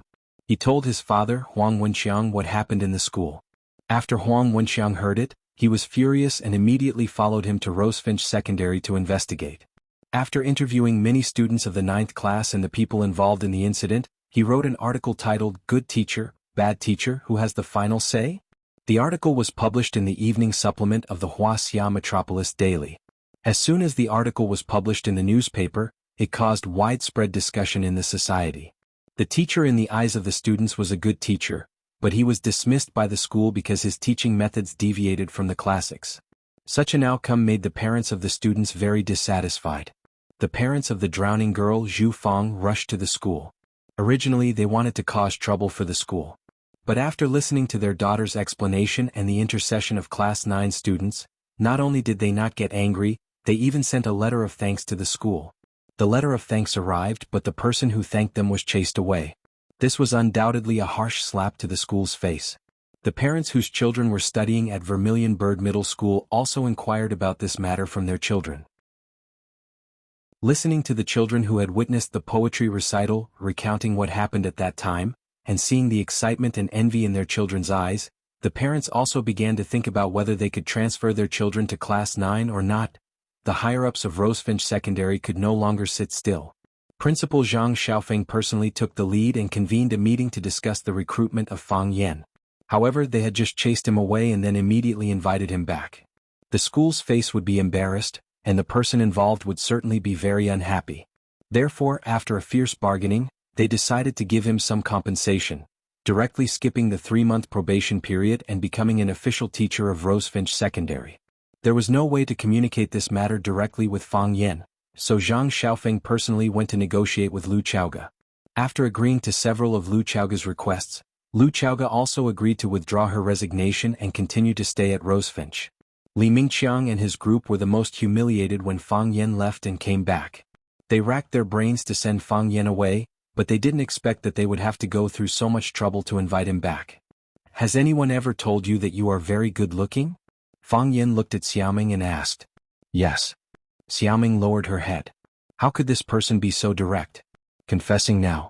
Isn't it a little too fast? Since they have all said it, then I won't say it. Fang Yen waved his hand at Xiaoming and quickly ran outside. He wanted to see his students, to see those lovely children. Bastard. Xiaoming looked at Fang Yan's back and gnashed her teeth. The Buick stopped in front of the villa. Jing Jing pushed open the door and got off. He wiped his hair to make it look more smooth and tidy. He also tidied up the collar of his Chinese tunic suit to make himself look more neat and tidy. Only then did he carefully ring the doorbell of the courtyard. Click. The door opened and Jing Jing pushed the door and walked in. An old man in a black suit greeted him. After making an ancient European invitation gesture, he said, "Young master is waiting for you in the backyard." Thank you. Jing Jing said gratefully and followed the old man to the backyard of the villa. If you didn't see it with your own eyes, it would be hard to imagine that the backyard of the villa was a huge golf course. Not only this villa, but the backyard of the whole row of villas were all golf courses. They could pick up their clubs and play a few rounds at any time. A man with his back to them was swinging his golf club to hit the ball. He was tall and straight and his posture was standard. It was obvious that he was an expert in this field. Whoosh. The man swung his club but the ball didn't move. It was empty. The man turned around and casually handed the club in his hand to the old man beside him. He said with a smile, "Jing Jing, every time you come over you affect my performance." Jing Jing's forehead was full of sweat, and his round body tried to bend down. He said in fear, "Young Master Jiang, it's my fault. It's my fault. I shouldn't have come at this time. I asked you to come at this time but you didn't come at this time. When were you going to come?" The man asked with a straight face. Yes. Young Master asked me to come, so I came immediately." Jing Jing nodded repeatedly. Even he didn't know what yes meant. Jiang Zhulu laughed and patted Jing Jing's shoulder. He said, "All right, old Jing, I was just joking with you." "What's wrong?" "Old Jing, you don't come without a reason. You said you have something to talk to me about. What is it?" "Young Master Jiang, it's like this." Jing Jing glanced at the old butler beside him and hesitated. "Say it." "Uncle Lu is one of us," Jiang Zhulu said casually. He trusted this old butler a lot. "It's about Principal Lu," Jing Jing said carefully. "She's too close to a man. I'm worried." The smile on Jiang Zhulio's face was even brighter. "What kind of man?" "Teacher," Jing Jing said. "A new language teacher in the school." "Teacher?" Jiang Zhulu laughed. "Old Jiang, do you think I should be worried?" "I'm not worried." "Young Master Jiang, you don't have to worry about anyone," Jing Jing quickly explained. I think this person is a bit different. Young Master Jiang should pay attention to him." "How different?" "Despicable."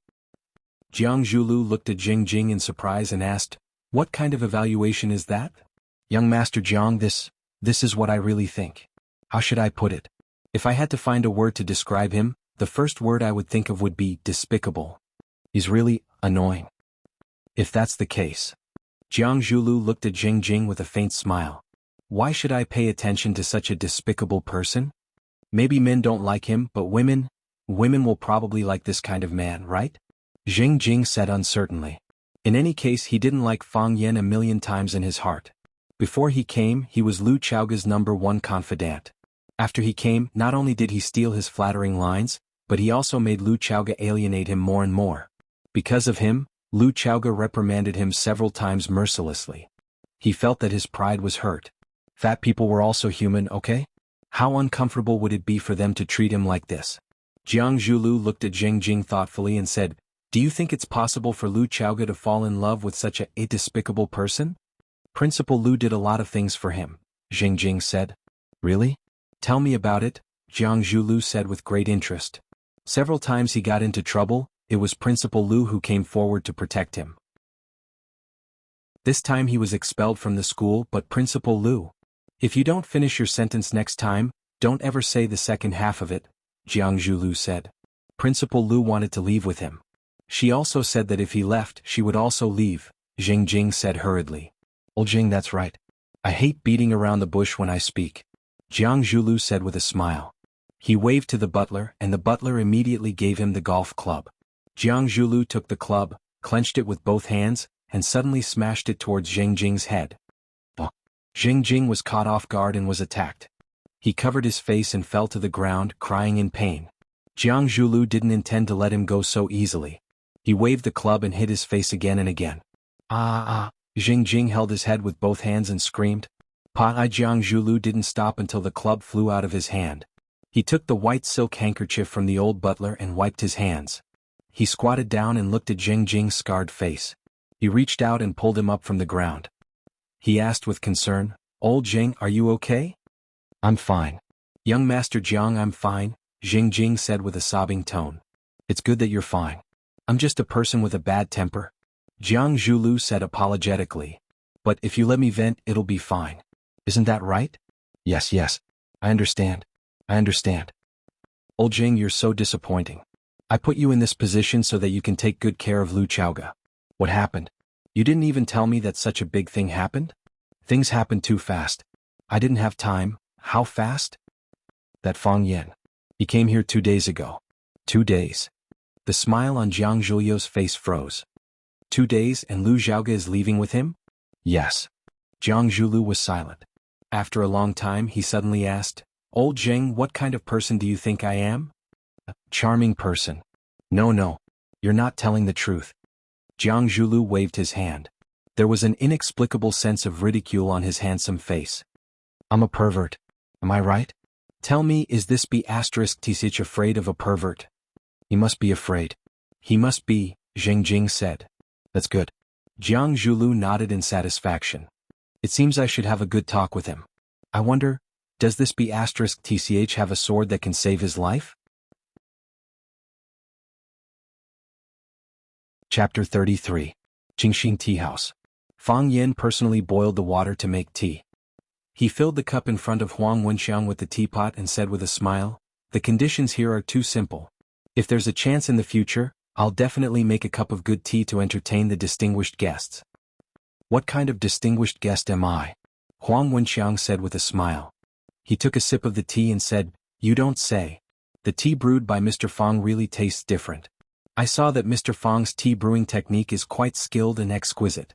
Is Mr. Fang good at the tea ceremony?" "It's not really a tea ceremony.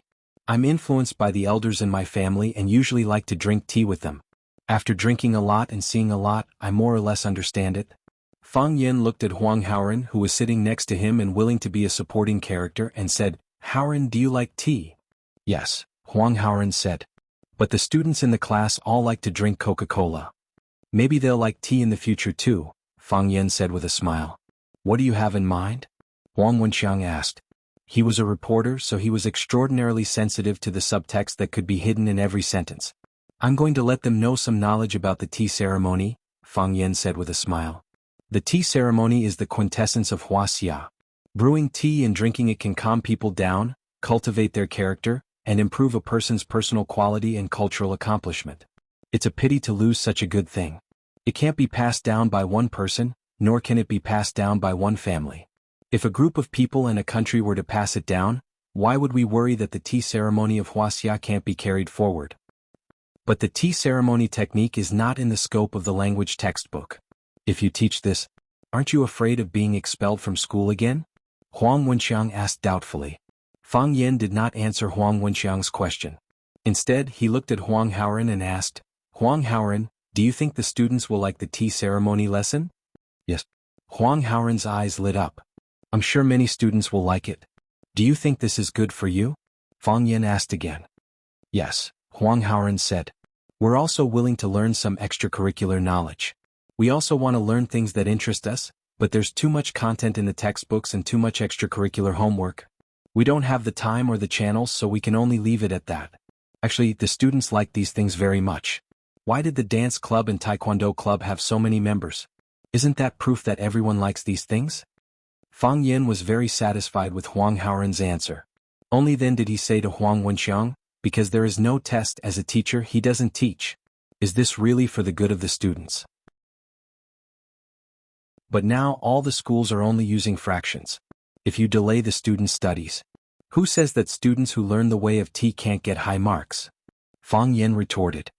There are a few months in a semester. How many pages are there in a Chinese textbook? If you study hard, a month's time is enough. Why do our students need such a long time to learn? Because they hate studying. Fang Yin gave the answer to this question himself.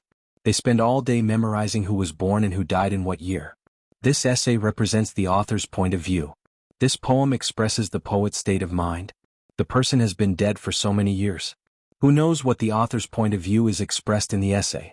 Who knows the poet's state of mind when he writes the poem? Maybe it's a sentence that he forced out while squatting in the toilet with constipation. He gave it a self-righteous interpretation and then told the students that it was the correct answer. Are the people who interpreted it the author himself? Is it the poet himself? Since that was not the case, why did they think that their interpretation was correct? Why can't the students have their own interpretation? Must the students' interpretation be wrong? If every student has their own interpretation, then how can we determine if they get a score? Huang Wenxiang asked. Why does it have to be based on a unified thinking to get a score? Fang Yin said helplessly. Literature is art. Art is something that is hard to determine. We rank the students on a scale of 1, 2, 3, 4, 5, 6, 7. The first one is closest to the poet, and the second one understands the poet the best. However, we can't teach any poet. Interesting point. Huang Wenxiang smiled. Do you mind if I organize these words and post them on the Wuxia Metropolis Daily? The last essay received a great response from the parents. If we post the second one, it should be able to heat up the topic again. Okay, but don't put my name on it, Fang Yan said. What? Because. How could Fang Yan tell them that he didn't want to be famous because he was afraid that the violent girl, Yi Ro, would suddenly come to him and beat him up? I'm a quiet person. I like peace. I don't like to be influenced by vulgar things like fame and fortune. There aren't many good teachers like you. Huang Wenxiang sighed. No wonder Haoran said you're different from other teachers.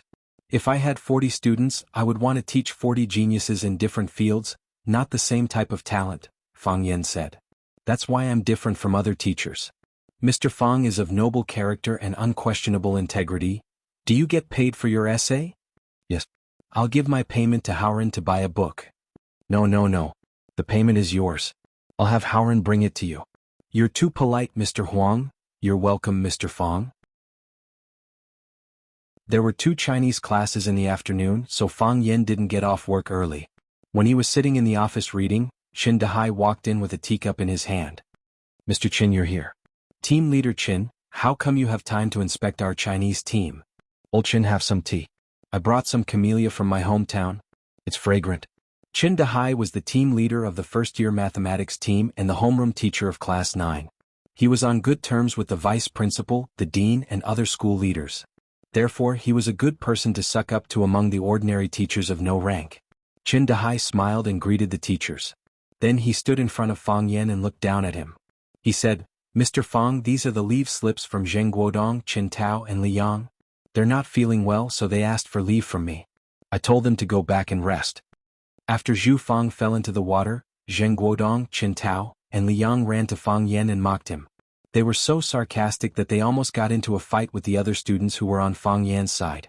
Now that they knew from their family elders that not only did Fang Yan not leave, but he was coming back to be their Chinese teacher again. How could they have the nerve to come to class? It was impossible to find someone to send leave slips on their behalf. Last time they did that, Fang Yan had directly written on the back of the slip, no approval. They couldn't bring themselves to look for Fang Yan to ask for leave. Therefore they acted on the spot and turned their attention to Qin Dehai. Wasn't Qin Dehai their homeroom teacher? Couldn't they just ask for leave from the homeroom teacher? Fang Yan knew exactly what Zheng Guodong and the others were thinking. He took the leave slips and looked at them. He asked with concern, are Zheng Guodong, Qin Tao, and Li Yang seriously ill? It's not a big deal, Qin Dehai said with a smile.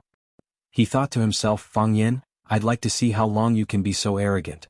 It's fine if you offend others, but even Director Zhang's son hates you. How can you have a good life at Rosefinch Secondary? Are they hospitalized? I'll go to the hospital to see them, Fang Yan said. They're not hospitalized. Qin Dehai felt very uncomfortable. How could this person say that? Who would go to the hospital for no reason? I saw that they only asked for 2 classes. There shouldn't be enough rest time, right?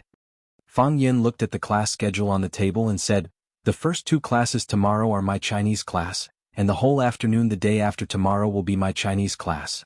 Why don't they ask for these 5 classes together? Mr. Fang. Qin Dehai's face darkened. Students ask for leave based on their own physical condition. How can you encourage them to ask for so much leave in advance? Fang Yan smiled and said, I'm just afraid that they will suddenly have a stomachache during my Chinese class tomorrow. The day after that, they will be on their period again. So, I'm reminding them to ask for leave at once. Isn't that better? It's convenient for them and it's convenient for me. It seems that Mr. Fang is prejudiced against these 3 students? Qin Dehai began to accuse Fang Yan. No, not at all. Fang Yan waved his hand. Although Teacher Qin framed me behind my back, I won't treat Qin Tao differently just because he is your son. Although this child's nature is bad, he is still a child. As a child, he has the chance to turn over a new leaf. As a teacher, we should have confidence in our students.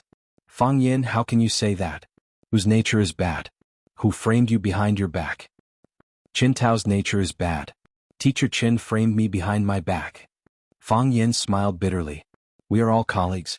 Why do you have to force me to say it so clearly? How can we get along in the future? You. Let's go. Follow me to see the principal. Qin Dehai was about to go crazy because of Fang Yan. He pulled Fang Yan's hand and wanted to take him to see the school's leader. Teacher Chen, don't be so impulsive. Fang Yen comforted him with a gentle voice. The fewer people who know about this, the better. If you make a ruckus like this, everyone will know.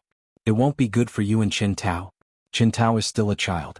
He can still be saved. Qin Tao is a child, so he can still be saved. As for you, Teacher Qin, there is no medicine that can save him. The other teachers couldn't sit still anymore. They all came over to mediate. Yeah, Teacher Chen, don't be so agitated.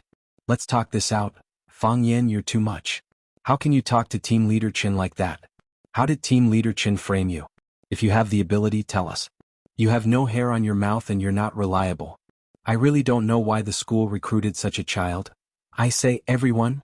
Fang Yen glanced sideways at the teachers from the Chinese literature team and said, I can't stop you from sucking up to me, but don't drag me down with you. I'm also someone with a backer. You all know about Principal Lu Chaoga, right? I'm one of her people. Look, all of you are bullying the weak and fearing the strong. Once I say that I have a backer, all of you are so scared that you don't dare to say a word. Fang Yen continued to attack. The teachers felt that they couldn't go on any longer. They couldn't stay in this office anymore. Fang Yen, Qin Dahai was so angry that he was trembling. He pointed at Fang Yen and shouted, I will definitely make you leave Rosefinch. Definitely. When your son said this, he was much more imposing than you, Fang Yen said. He wouldn't take such a weak threat to heart. Chapter 34. Fang Yen stood on the podium and the students applauded spontaneously. Thank you. Fang Yen bowed deeply to the audience. Thank you. Mr. Fang, what are you thanking us for? That's right, we should be thanking you. Mr. Fang, you're finally back. We were really worried that you would leave. Fang Yen chuckled as he looked at the 37 students sitting below the stage. He said, I used to think the same way as all of you. Teachers exist to teach and dispel students' doubts. Teachers stand on the side of the giver, so they deserve the gratitude and respect of their students. After experiencing this incident, I know that my thinking was wrong. Thank you, Huang Haoren. Thank you for your journalist father's voice of justice. Thank you, Zhu Fang. Thank you, Zhu Fang's parents, for sending a thank you letter, and the other students' support and everything they've done for me. We're not only teachers and students, but also friends who can go through thick and thin together. If we're friends, can I call you by your name? No problem, you can call me Fang Yen, Fang Yen said with a smile. Respect and affection are not expressed in a title. Mr. Fang, what are we learning in this class? That's right, why don't we learn Jing Ku assassinates the king of Qin? Each of us can act as Jing Ku. I'll act as the king of Qin and you can come and kill me. You can't kill me. In the past, the students learned whatever the teachers taught. The teachers taught passively and the students learned passively. They learned by rote and got bored with each other. After experiencing Fang Yan's scene reenactment teaching method, the students began to take the initiative to learn a certain text. This was a rather gratifying change. If they could maintain this kind of learning drive, they wouldn't have to worry about their grades. We won't learn anything today, Fang Yen said with a smile. We learned Farewell to Cambridge Again by the Sparrow River in the last class. Can you write an essay, Farewell to Sparrow Bridge Again, based on that scene?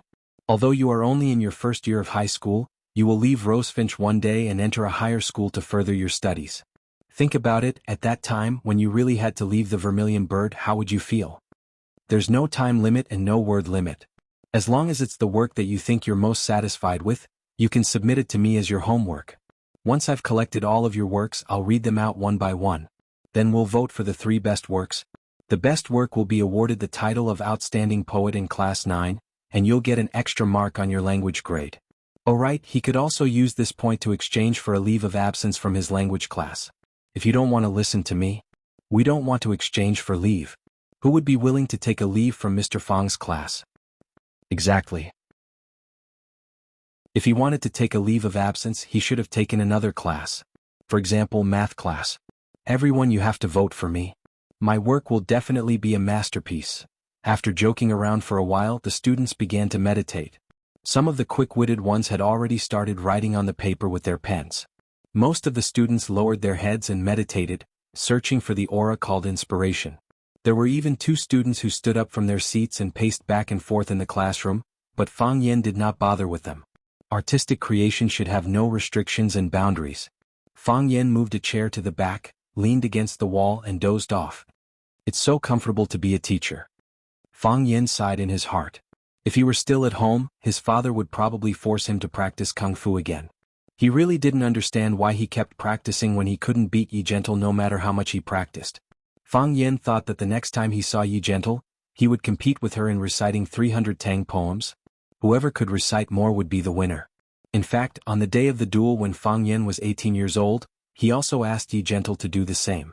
Unfortunately, the violent Yi Gentle didn't understand his feelings and beat him until he cried for his parents. She untied his black belt and surrendered, saying that he couldn't do it. Blood debt. Thinking of that embarrassing scene, Fang Yen felt angry. You must pay with blood. Next time I will throw snowballs at her when I see her.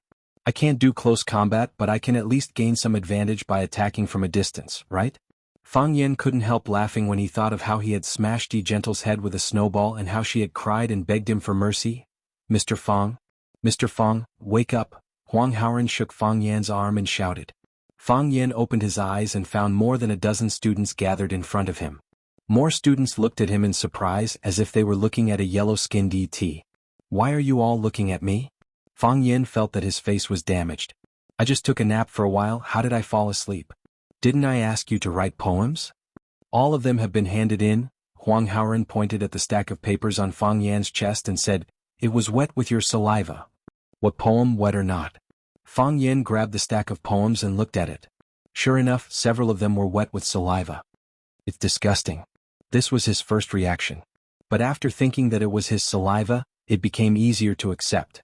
How can people dislike themselves? Let me take a look first, Fang Yen said. You guys get to your positions. Mr. Fang, are you okay? Huang Haoren asked with concern. I closed my eyes to think, Fang Yen said. I was too tired last night and accidentally fell asleep. Mr. Fang has been under too much pressure these past 2 days. Huang Haoren explained to the students around him. Everyone, don't disturb Mr. Fang's rest. Understood. Understood. The students looked as if they understood and quietly dispersed. Fang Yen was expelled from the school. If this happened to anyone, they probably wouldn't have the mood to accompany a little girl to a bar to drink and sing, right? You guys are so good to me. Fang Yen looked at the way they left quietly. His eyes were moist and his heart was sour. I will also treat you guys as treasures in my hands. Fang Yen flipped open the poems that the students handed in. He was furious and shouted, Which idiot wrote a poem without writing his name? Do you think you are Li Bai Du Fu Bai Ji? You can tell who you are just by looking at your style? Don't make mistakes easily until you reach that step. Teacher Fang Yen? Someone shouted at the door. Hey. Fang Yen looked up and it turned out to be the school's principal, Zhang Xiaofeng, standing at the door of the classroom. Fang Yen was shocked. A leader like Zhang Xiaofeng actually took the initiative to look for him. Could it be that something happened again? In the past he couldn't find a horse to flatter. Now that the horse took the initiative to send itself to him, Fang Yen naturally wouldn't miss such a good opportunity. Fang Yen quickly walked out and said fawningly, Principal Zhang, are you looking for me? Teacher Fang Yen wanted to use his own practical actions to teach his students that a man should be like a little brother, soft and hard at the same time. When soft, it was like a sponge, when hard, it was like a nail. Mr. Fang, are you busy? Zhang Xiaofeng asked with a smile. Are you adapting to Rosefinch? Adapt, very adapt. Rosefinch is a place that you don't want to leave once you come. Fang Yen said. If you don't want to leave, then don't leave. Just take root in Rosefinch and cultivate more outstanding students for our Rosefinch secondary. Okay, I'll listen to the principal. Fang Yen nodded with incomparable determination. If the principal doesn't want me to leave, then I won't leave. Zhang Xiaofeng sneered in his heart. I asked you to leave, but you didn't leave either? It's like this. I'm sending you a student. Zhang Xiaofeng said. A student who can be personally sent by the principal must be a good student. Fang Yen said with a smile. His eyes glanced behind the principal, and there was an instant feeling of amazement. Fang Yen wasn't a person who hadn't seen a woman. Fang Yen wasn't a man who hadn't seen a beautiful woman. However, he still firmly believed that there was such a person in the world. A smile that could shock the immortals, as ethereal as a god. Looking back once, people would be immersed in it for a lifetime. She wore the same white shirt as other students, but on her body, there was a kind of simple yet elegant feeling. The short blue skirt could only cover her knees, and she didn't wear shoes or socks, revealing a smooth and tender long leg. Her long hair was simply draped over her shoulders, and the sunlight casually splashed on her body. However, this was not simple, and this casual was not casual either. She didn't have any intention, and she just easily jumped into other people's hearts. This girl, wasn't she a little too good-looking? Etienne, this is Mr. Fong. Zhang Xiaofeng turned around and introduced to Qin Etienne. Fong Yan. The girl took the initiative to extend her small hand to Fong Yan. I'm Qin Etienne. Etienne, you have to call him Mr. Fong. Zhang Xiaofeng reminded. The girl smiled sweetly and didn't reply. Zhang Xiaofeng didn't force her and kindly said to Qin Etienne, Etienne, I'll hand you over to teacher Fong Yan. If you need anything, just let me know. Okay. Thank you, principal. Qin Etienne smiled sweetly. You have to call him Uncle Zhang. Zhang Xiaofeng corrected her seriously. Okay. Hurry up and go to class. I won't disturb you. Zhang Xiaofeng looked at Fong Yan and said, Mr. Fong, I'll leave Qin Etienne to you. She's the treasure of our school, you can't ruin her. Don't worry, principal. I'll definitely treat her like my own daughter. Fong Yan said. He thought to himself, how could I ruin her? I also have moral principles, okay? As the saying goes, a teacher for a day, a father for life. Fong Yan said that he would treat Qin Etienne like his own child, but he didn't mean to take advantage of others. Although he wasn't a person who didn't like to take advantage of others. You. Zhang Xiaofeng pointed at Fong Yan and left with a smile. I'm not your daughter. Qin Etienne pursed her lips and smiled coquettishly. I was just using that analogy. Fong Yan explained. Then why didn't you use that analogy? Qin Etienne's beautiful big eyes looked at Fong Yan without blinking. I have to treat her like my own woman? Fong Yan's eyes widened, and his face was full of disbelief. Is she flirting with me? Thank God you're here. Chapter 35. As a moral teacher, Fong Yan would never fall in love with his students. However, whether he fell in love or not was one thing, and whether or not he had a female student pursuing him was another. Just like how many female stars in the entertainment industry said to reporters, I don't want people to call me a vase. Please pay more attention to my acting skills. But did they think about the feelings of those women who had worked diligently for decades and never had anyone call them vases? Did they think about it? Yes, that was Fong Yan's mentality. Before he became a teacher at Rosefinch Secondary, he had imagined such a beautiful scene. Beautiful girls in white shirts and blue skirts were like roses that had just bloomed in the morning, fragrant and charming, shyly stuffing a passionate love letter into his teaching materials, or calling his name on the tree-lined path on the campus after school, and then giving him a cup of warm tea. He had already decided that he wouldn't tear up those love letters because it was very impolite behavior, and it would hurt the student's self-esteem. He would also drink the tea and even accept the thermos cup that was used to make the tea. However, he would refuse them, refuse their love, and refuse to derail their feelings. I am a good man and you are a good girl. We will not have a good ending if we are together. Fong Yan said to them in the most gentle tone in the world. Because I am your teacher. Yes, he had imagined such a scene. With his idle face and powerful acting skills, how could those young girls not be fascinated by him? This day really came a little earlier than he had expected. Is that also a metaphor? Fong Yan laughed. If the enemy doesn't move, I won't move. If the enemy moves, I won't move. First, find out the real purpose of this girl. Didn't Zhang Wuji's mother say to be careful of women? The more beautiful a woman is, the more likely she is to cheat. As a young virgin, Fong Yan was very worried that he would be cheated by a beautiful girl. If they cheated him of his body, how could he go out and meet people in the future? I'm serious. Qin Etienne blinked his eyes and said innocently. You. Fong Yan felt that she really wanted to lie to him. I am your teacher. You have to respect me. I know. Qin Etienne nodded. That's why I want to put you in the most important position in my heart. Fong Yan, according to past practice, shouldn't you be introducing new classmates to your classmates? Call him Mr. Fong. Okay, Fong Yan. Fong Yan was very stubborn, but the other party was even more persistent than him. Standing on the podium, Fong Yan said to everyone with a smile, let's welcome our new classmate, Qin Etienne, with a warm round of applause. No one spoke. No one applauded. However, the boys' faces were flushed, and they had an excited expression on their faces. Even Huang Haoren, who was usually the calmest, was full of excitement. He looked at Qin Etienne standing on the front stage with burning eyes. Something is wrong. Fong Yan frowned. He smelled the restlessness in the air. What did these guys want to do? Qin Etienne walked to the podium, glanced at the audience, chuckled and said, I know you all know me. I am Qin Tian. Clatter. The applause was like thunder. Qin Tian. Qin Tian. Qin Tian. Whether boys or girls, they shouted Qin Tian's name enthusiastically. Fanatical fans were like this when they saw their idol. What's going on? Fang Yin felt very hurt. When he introduced himself, no one applauded. But when Qin Tian stood on the stage and said something, they became crazy like this. Qin Tian raised his hand, and the applause and shouting stopped immediately. Mr. Fang, can I sit in the first row? Qin Tian asked. I can't, Fang Yin refused without hesitation. There are already students sitting in the first row. Now there are only empty seats in the last row. You can sit there. Teacher, I am willing to change seats with Qin Tian. A boy in the first row stood up and said. Teacher, I am also willing. Teacher, let me change. Not only the boys wanted to change seats with Qin Tian, but also the girls stood up, which made Fang Yin puzzled. Shouldn't the same sex repel each other?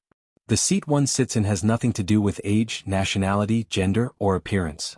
Fang Yin said righteously. If you sit in the first row, will the students look at you or me in class? Qin Tian, you must give a reason that can convince everyone. I want to be closer to you and see you more clearly. Qin Tian looked at Fang Yin and giggled. Fang Yin's face also turned red. To be honest, Mr. Fang Yin was really embarrassed to be teased by a girl in front of so many students. Moreover, he was a shy and introverted boy who would blush when talking to girls.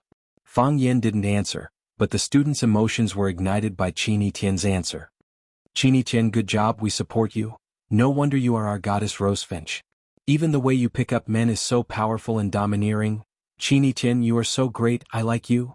Fang Yin pointed to the back of the classroom and said, Qin Tian, this reason can't convince me, nor can it convince everyone. In the last row there is a seat for you there. Qin Tian smiled and said, one day you will be willing to let me sit in the first row. After saying that, she turned and walked to the back of the classroom. Her long hair flew in the wind, as if her whole body was covered with a layer of golden light. Wherever she went, the gazes of the students followed her. This was like a superstar suddenly coming back to experience campus life. This was how the students chased after her. Fang Yin felt a little sour in his heart. What's wrong with these guys? They looked at me with such fanaticism before. Apart from her good looks, what knowledge can she bring to them? Fang Yin stood on the podium and said, Student Qin Tian has just arrived. Let me reintroduce the content of this class. A few days ago, I brought everyone to Sparrow River to learn the poem, Farewell to Cambridge Bridge Again.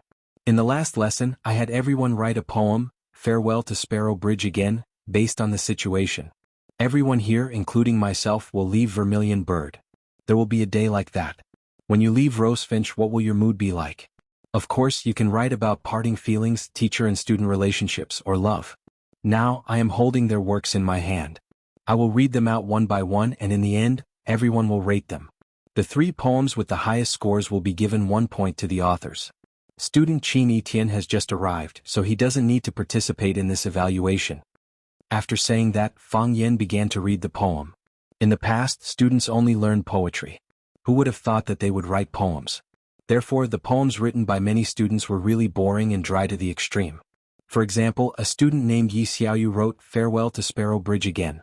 Sparrow Bridge, I'm leaving. Sparrow Bridge, I'll be back. When you look at my eyes, do you know how deep my love for you is in my heart? What was even better was, Sparrow Bridge. Sparrow Bridge.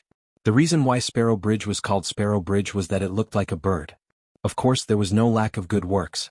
For example, Huang Haoren, who had a deep foundation in ancient literature, used classical Chinese to write a poem about parting from school and Sparrow Bridge. The words were gorgeous and the feelings were deep. It was well received by everyone. Zheng Guodong, Chen Tao, and Li Yang did not come to class. When Fang Yin read to number 40, Zhu Fang had finished reciting all the poems. Okay, now everyone can start to grade. Fang Yin said with a smile. Find a piece of paper and write down the 3 poems that you think are the best. The one with the most votes will be the excellent poet of our class 9. Wait. Qin Tian stood up from the back. Qin Tian, what's the matter? Teacher, I also wrote a few poems. Can you help me take a look? How many? A few. I have more time. Fang Yin walked to the back of the classroom and took a stack of paper from Qin Tian. He looked at the poems written in beautiful font and asked, Did you just write this? Yes. Qin Tian said. I didn't bring my bag. I borrowed the pen and paper from Ho Xiaolong. A boy sitting next to Qin Tian smiled honestly, silently proving the authenticity of what Qin Tian said. Poems must have feelings. I have feelings. Qin Tian said. You took them to Sparrow River to learn farewell to Cambridge again. I stood on the shore and admired it. No wonder she could write a poem in such a short time. She was one of the spectators of Farewell to Sparrow Bridge again. Thinking back to the bustling scene of people surging on both sides of Sparrow River, mixed with beauties that he didn't notice, Fang Yen felt a sense of heroism. You want to participate in the selection too? Since I've written it? Qin Tian said indifferently. Then enjoy the same treatment as the other students. Fang Yen turned to the podium and said, the new student, Qin Tian, also wrote 3 poems. Let's all enjoy it together. Fang Yen cleared his throat and began to read. You said the light of the drizzle, the distant view of the Sparrow Bridge, then you gently embraced the wind, the deep cover of the rainbow-colored dress, you said the radiance of spring, the green sleeves and the red fragrance, then you closed the west tower inside. Standing quietly beside you, Fang Yen looked at the back of the classroom in surprise and saw Qin Tian looking at him with a proud face. Clearly she was very confident in her work. To be honest, Fang Yen wasn't confident that he could write such a beautiful sentence in such a short time. It didn't seem like the writing of a high school student. It was more like the feelings of a woman with countless emotional experiences. How did she do it? You said the gentle breeze blew, I lay drunk and pondered, then I closed the doors and windows tightly, the tents filled with sorrow. You said the tenderness of love, how can we forget each other? Yet my eyes turned slightly, they turned to frost. Chapter 36. She was like a little monster that was on a rampage. Without any warning, she wore a golden armor and stepped on a colorful cloud, barging into Fang Yan's life. She said that she didn't want to be Fang Yan's daughter, but Fang Yan's woman. She said that she wanted to sit in the first row because it was closer to Fang Yan. She was the student's idol, and everyone's worship of her was maddening. Wherever she went, everyone's eyes would be on her. She wrote 3 love poems in a short period of time, and every love poem was breathtaking. She is challenging my authority. Fang Yen thought in his heart. Even Fang Yen had a bad guess in his heart. Could it be that the previous time the school board, Jing Tiancheng and the rest couldn't chase him out of the school, so this time they used a honey trap? They were willing to throw out such a charming little beauty. Just how much did they hate him? Fang Yen felt that he couldn't just sit still and wait for death. He had to find out the background of this woman. Among the 41 students in the class, Fang Yen, Huang Haoren, Zheng Guodong, Qin Tao, and Li Yang communicated the most. Of course, Zheng Guodong, Qin Tao, and Li Yang wouldn't cooperate obediently. So the only person he could ask was Huang Haoren. Fang Yen could see the flickering light in Huang Haoren's eyes. He must have a good understanding of Qin Tian. Without a doubt, Qin Tian's 3 poems were the best of the day with a full vote. In other words, the prizes that were originally prepared for the top 3 had become hers alone. She suddenly gained 3 points. If she only scored 57 points in the next language exam, then with the 3 points she had now, she would be able to pass. However, with the profound knowledge she had displayed, did she look like the kind of student who could only score 57 points on a language test?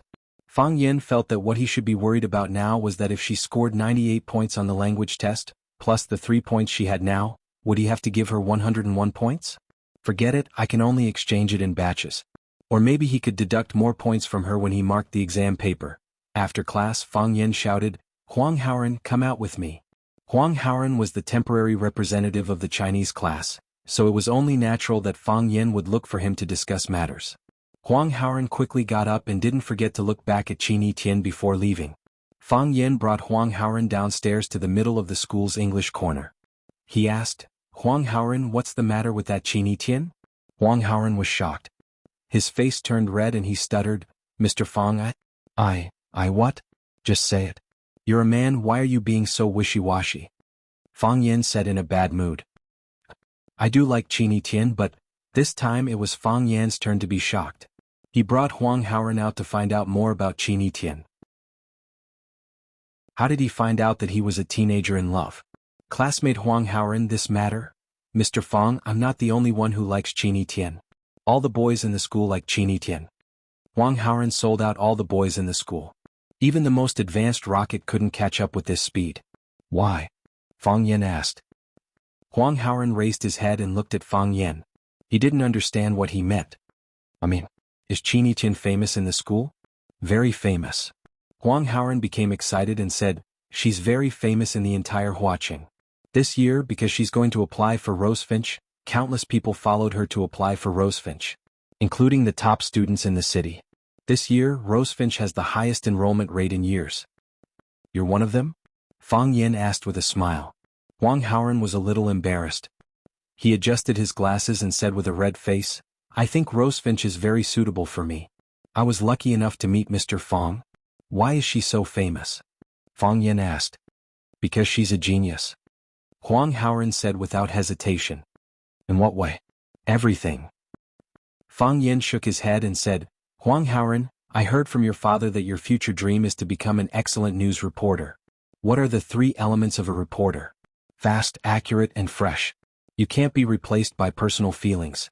You've been blinded by your feelings, haven't you?" "It's true." Hearing that Fang Yin didn't trust Qin Tian, Huang Haoren was a little anxious.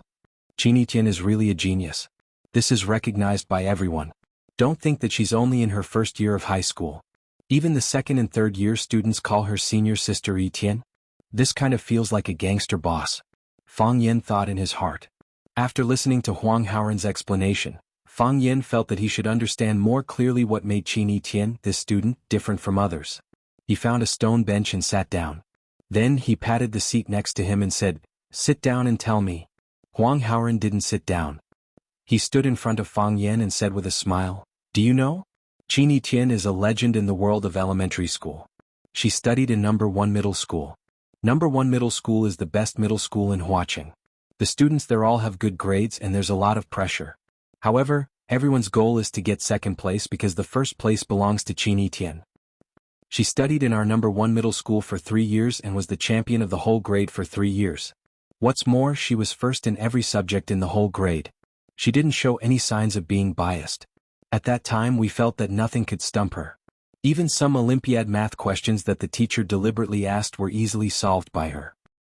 Just because she's good at studying? No. At that time, didn't Apple English Channel organize a host selection competition in Huaqing? Every contestant had to give a speech in English. She signed up, but in the end, all of the contestants were rejected. The organizer was in a difficult position because Qin Etienne wasn't an adult yet, and she was still a student. If they signed a contract with her, it would be much more difficult. If they didn't sign a contract with her, they would go back on their previous promise, and it would be difficult to quell the pressure of public opinion. In the end, Qin Etienne withdrew herself, saying that she had to focus on her studies and didn't have time to be a host. Apple English Channel didn't want to let go of such a talent, so they signed a contract with her as an on-camera reporter. Good at English? Good at giving speeches? In high school, hip-hop was very popular. She selected her own team members and choreographed her own hip-hop dance to enter the Huadong District Hip-Hop Dance Competition. The national finals were to be held in Yanjing, but she forfeited, saying that the air quality in Yanjing was too bad. At the graduation ceremony, she wore a red gown and sat in front of the piano to play Liszt Paganini's 3 Bells. At that time we didn't understand it, but we thought it was beautiful. Later, when I looked it up, I found out that this piece was also called Campanella, and it was an arrangement by Liszt based on the theme of Violin Concerto No. 2 in B minor, by the Italian violinist Paganini. The Bells was written in a rondo style, and every time the theme appeared, it had to be performed in a new way. It was very difficult. It was said that only a few people in Wuxia could perform this piece. Li Yundi, the Prince of Piano, performed this piece in Vienna and caused a sensation. Her program became the most popular program at the graduation ceremony, and many students especially bought Liszt's CD to listen to because of her. She can also play the piano? She was the president of the school broadcasting club in our first high school, and also in Rosefinch Secondary. She adapted the dance of Little Swan, rehearsed the play Romeo and Juliet, participated in the Olympic Math Olympiad and won a prize, and was a special guest of the observatory. Oh, she's also very good at volleyball and tennis. Doesn't she have any shortcomings? Yes. She's too beautiful, Huang Haoren said with a face full of regret. Too many people like her? Fang Yin was very sad. How could a teacher teach a student like this? Do you think her parents know she's so good? They should know, Huang Haoren said. If that's the case, why did they send their daughter to school? Do you think she has some ulterior motives for coming to our class? It's a little strange. Huang Haoren nodded and said. The first class is the best class in the whole grade and Qi Tian got into Rosefinch with the best grades in the city. As soon as he entered Rosefinch, he was appointed as the temporary class monitor of the first class. I don't understand why she was transferred from the first class to our ninth class. Our ninth class is famous for being a problematic class, and Teacher Zhu was kicked out less than a month after he came. Teacher Zhu? The one before me? Fang Yan asked. Yes. Teacher Zhu is also a good person. Why was he kicked out? They said they found out he was having an affair with a girl. How is that possible? Teacher Zhu just came here, how could he have an affair with a girl? Did he offend someone? I'm not sure. Huang Haoren shook his head. Fang Yan had doubts in his heart, but it was not convenient for him to ask. After all, Huang Haoren was just a student, and it was impossible for him to know too much inside information. You just said that Qi Tian was specially transferred from the first class, the best class in the whole grade, to our ninth class?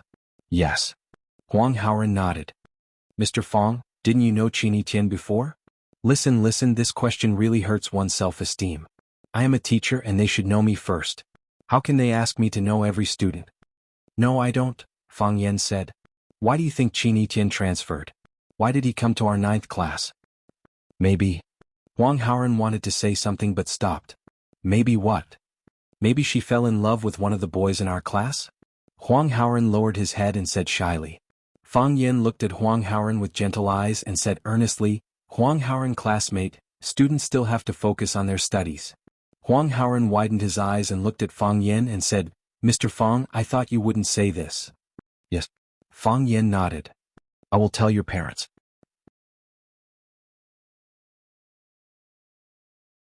Chapter 37.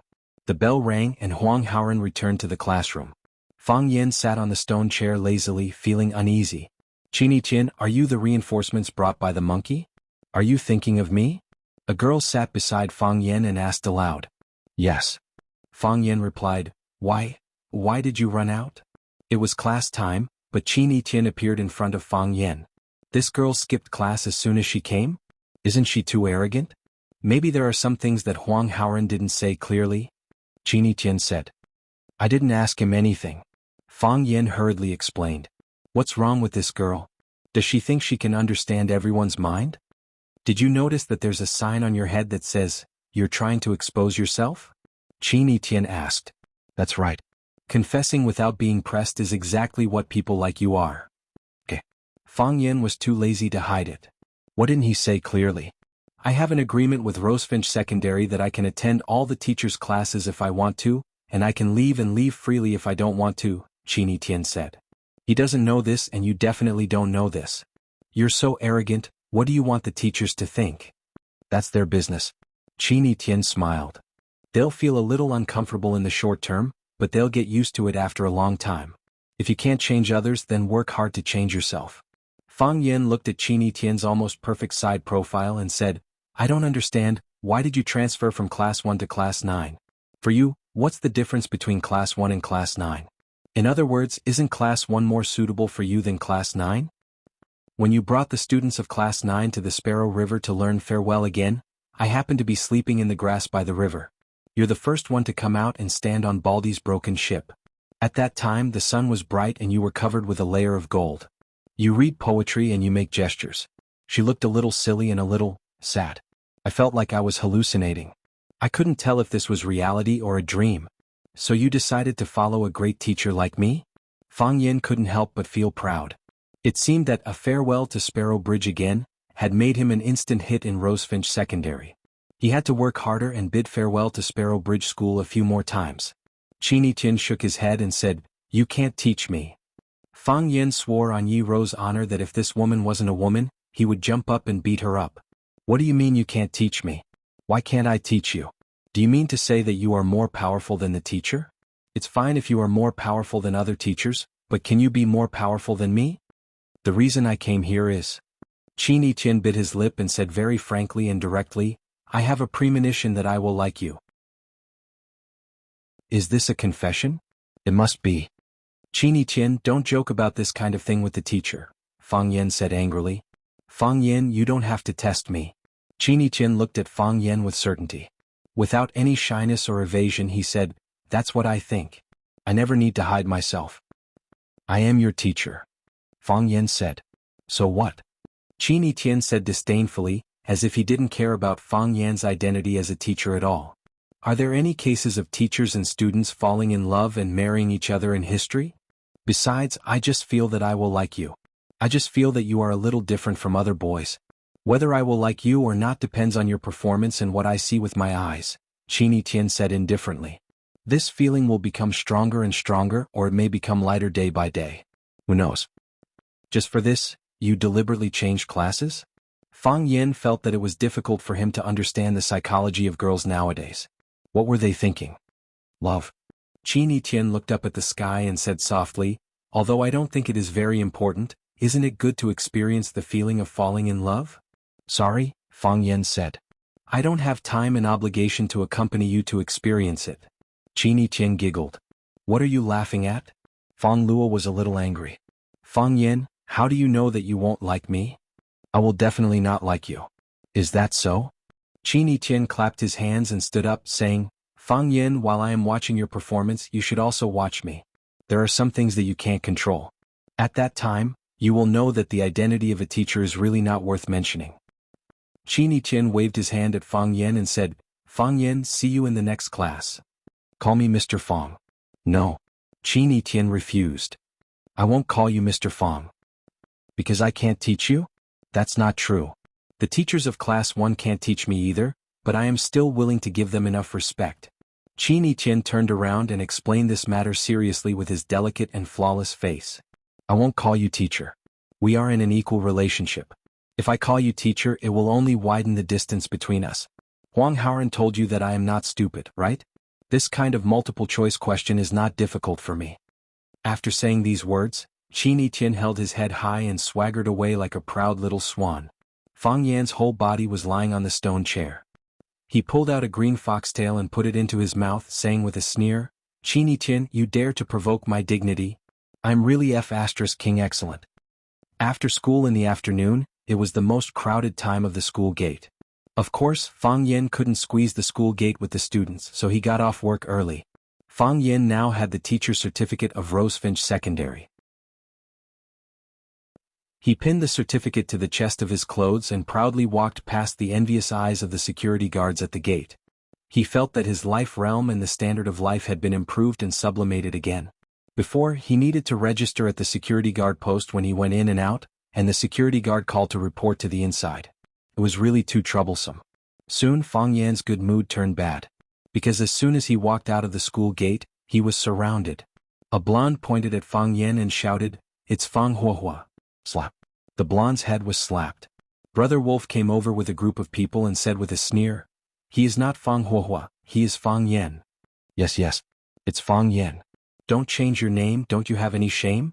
The blonde pointed at Fang Yan and scolded. I didn't say I wasn't Fang Yan, Fang Yan sneered. He knew these hooligans. They were the hooligans who tried to molest Yuan Lin when he accompanied Jiang Qin to the bar. The hooligans usually had nothing to do, but they valued their reputation more than anything else. Fang Yan was not surprised that they came to seek revenge. However, they had found the right place so quickly, which proved that they were still very capable. If I had told you that my name was Fang Yan, would you have known how to write the word yen?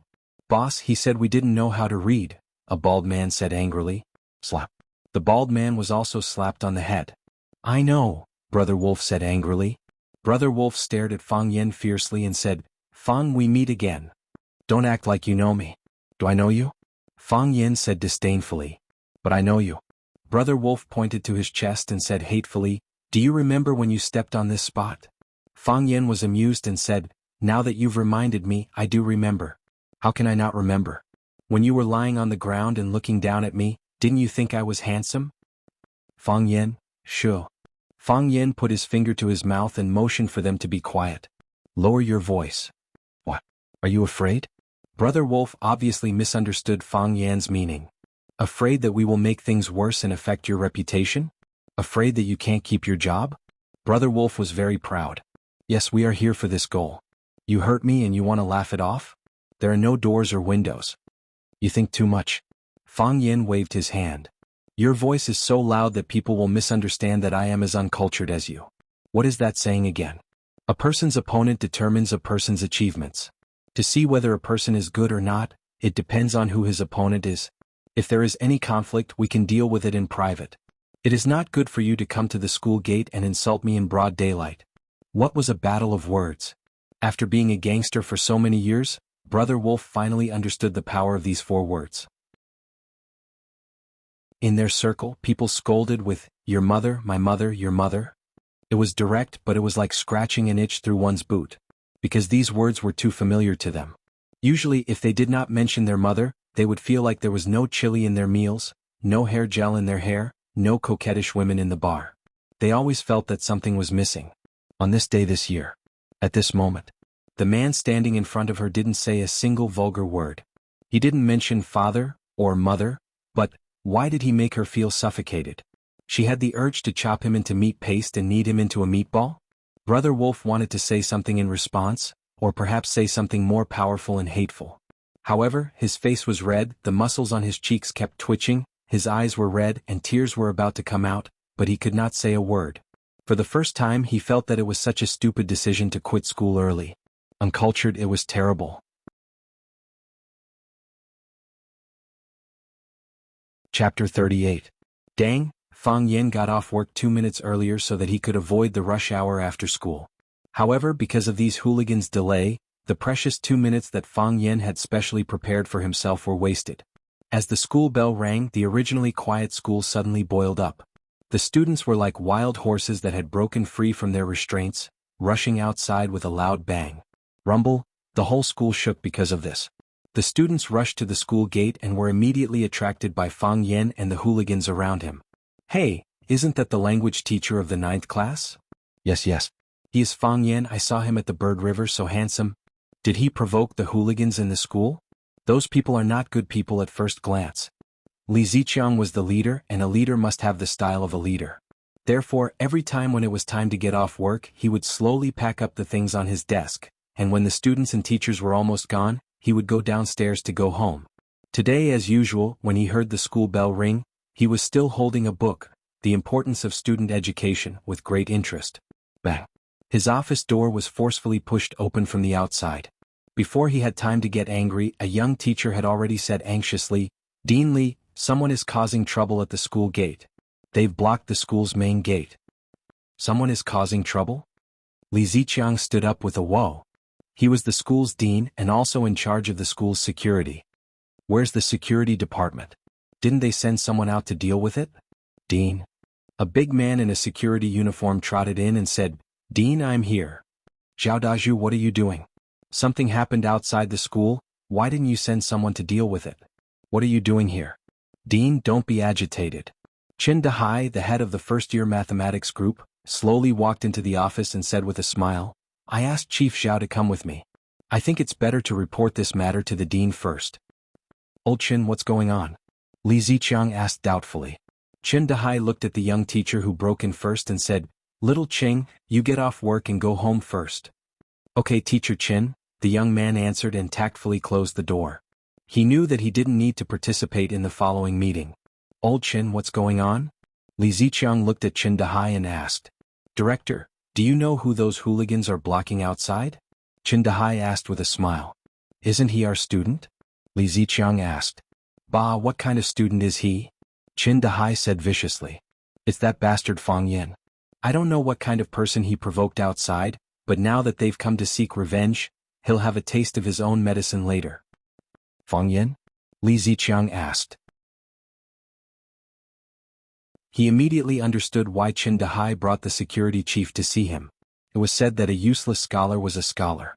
If the scholar were to use his evil thoughts, he wouldn't be someone that an ordinary person would be able to handle. "Yes, it's him." Qin Dahai laughed coldly. "Director Li, for a teacher like this, I don't think there's a need to ask Section Chief Zhao to help him out, right? Wasn't he very capable? Then let him deal with it himself." Li Ziqiang pondered for a moment and said, "Nothing will happen, right? After all, this is the school's entrance. Something happens. I'm still in charge of the school's safety. I don't want to be stained with the stench of sh*t. Director Li, don't worry," Zhao Daju said with a fawning face. "I've already asked little Yang and little Huang to keep an eye on him. When those hooligans are almost done with their revenge, they'll go out in time to protect our Rosefinch secondary teacher." Don't worry, he won't be in big trouble. That's good. Li Ziqiang was relieved. I'm quite satisfied with little Zhao's work. That's also because of Director Li's good teaching. Zhao Dazhu said flatteringly. Then we'll just watch now? Watch. When the hooligans beat him up, then we'll come out and rescue him. Then we'll hold him accountable for seducing the evil forces outside the school. Old Shin, seducing is a good word. That's true.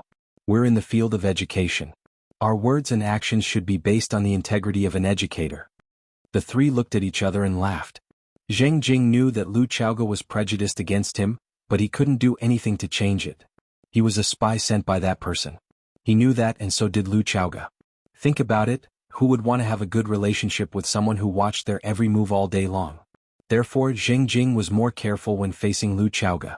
Knock knock. He stood at the door and gently knocked on Lu Chaoge's office door. Come in. Lu Chaoge's voice came from inside. Zheng Jing pushed the door open and said anxiously, Principal Lu, something happened to teacher Fang Yan. Lu Chaoge was standing by the window trimming a potted plant. After listening to Fang Yan's but thinking theory, she put her heart into it. She realized that potted plants were like flower arrangements, they indeed required emotional investment. In that case, your state of mind would be different, your goals would be different, and the artistic enjoyment you'd receive would be different. It had to be said that although Fang Yan was young, he still had some skill in artistic appreciation. Hearing Zheng Jing's words, her first reaction was to frown and ask, What happened again? Zheng Jing heard Lu Chaoge use the word, again, and understood that Lu Chaoge had a deep dislike for the troublemaker. Indeed, anyone who met such a troublemaker would have a headache. Wherever he went, he would stab people. No matter how useful he was, he couldn't be used. Look at how many things had happened in the past few days. She was secretly happy, but she didn't show it at all. I'm not sure. It seems that he was surrounded by a group of hooligans at the school gate. The students are staring at him. I'm afraid they'll make a move. Make a move? Lu Chaoge threw the scissors on the windowsill and said, Go out and see. Brother Wolf, are you okay? Brother Wolf, how are you? This kid has a bad mouth. Brothers, hit him with a brick. Shut up, all of you, Brother Wolf roared. He felt that his little universe was about to explode, and he also felt that his heart, liver, and lungs were about to explode. The hooligans immediately shut up. They were still very disciplined. In this aspect, he was even better than some students. Fang Yan. Brother Wolf stared at Fang Yan, and his voice had a choking smell of gunpowder. He was forcing himself to endure, otherwise he would have rushed up and been beaten to death by Fang Yan. Go ahead, I'm listening, Fang Yan said. Why did you lie? What? You said you were a math teacher at number 1 middle school. You lied to us, Brother Wolf said angrily. As a man he would beat and scold others. How could he lie to others? I lied to you, Fang Yan admitted frankly. I don't understand. Why did you go through so much trouble to find me? Isn't it a good thing for everyone to maintain a sense of mystery and leave behind a beautiful memory? Fang Yan pointed at Brother Wolf and the group of hooligans behind him and said, Why did you bring them here? What do you think you can do to me with so many people? You can't beat me in a fight, you can't beat me in a scolding, and you can't scare me. Do you want to disgust me to death? If I were you, I would hide far away and never see you again. The hooligans couldn't take it anymore. Brother Wolf, I'll kill him. A guy in a tight vest with a tiger head tattoo on his arm roared angrily. He held a brick in his hand and rushed toward Fang Yan. Thump! Tiger head fell to the ground and fell flat on his face. The brick in his hand flew out and smashed toward the students who were standing behind Fang Yan. Some students exclaimed. Whoosh! Fang Yan took a step back and then took another step forward. The brick was already in his hand. He moved so quickly that many people couldn't see what had happened. Fang Yan put the brick in Brother Wolf's hand and said, Go back. Take the gifts back with you. Brother Wolf wanted to raise the brick in his hand and hit Fang Yan's head. Gift. It was a gift from the god of death. After they were humiliated by Fang Yan in the bar, they went looking for Fang Yan like crazy. They looked for number 1 high school, number 2 high school, number 2 high school, number 3 high school, and finally found him in Rosefinch Secondary, only to find that they couldn't do anything to him. Rush up and let him beat them up again? Your weakness is stupidity, but your strength is fear of death. Fang Yan seemed to know Brother Wolf's mentality very well. He stared at him sharply and said, Fear of death is a good habit. Only those who are afraid of death will not die. The muscles on Brother Wolf's face twitched and he whispered, I didn't want to fight. I just came over. Came over to say hello to you. He waved to his underlings and shouted, "Let's go." Thus the gangsters turned around and left. Fang Yen smiled and waved to the students around him. He said, "They admire my talent and want to ask me to be their tutor. How can I have the time? I can only refuse regretfully. Everyone has a positive heart, and gangsters are no exception. I am very pleased that they have the spirit and desire to learn. We can't deny a person's ambition because of his identity. If all the idle people in society could be like them, how harmonious and beautiful our world would be." Clap, clap. The students applauded enthusiastically. Don't clap, don't clap. This is what I should do." Fang Yen smiled modestly. "Who asked me to be a glorious and great teacher?"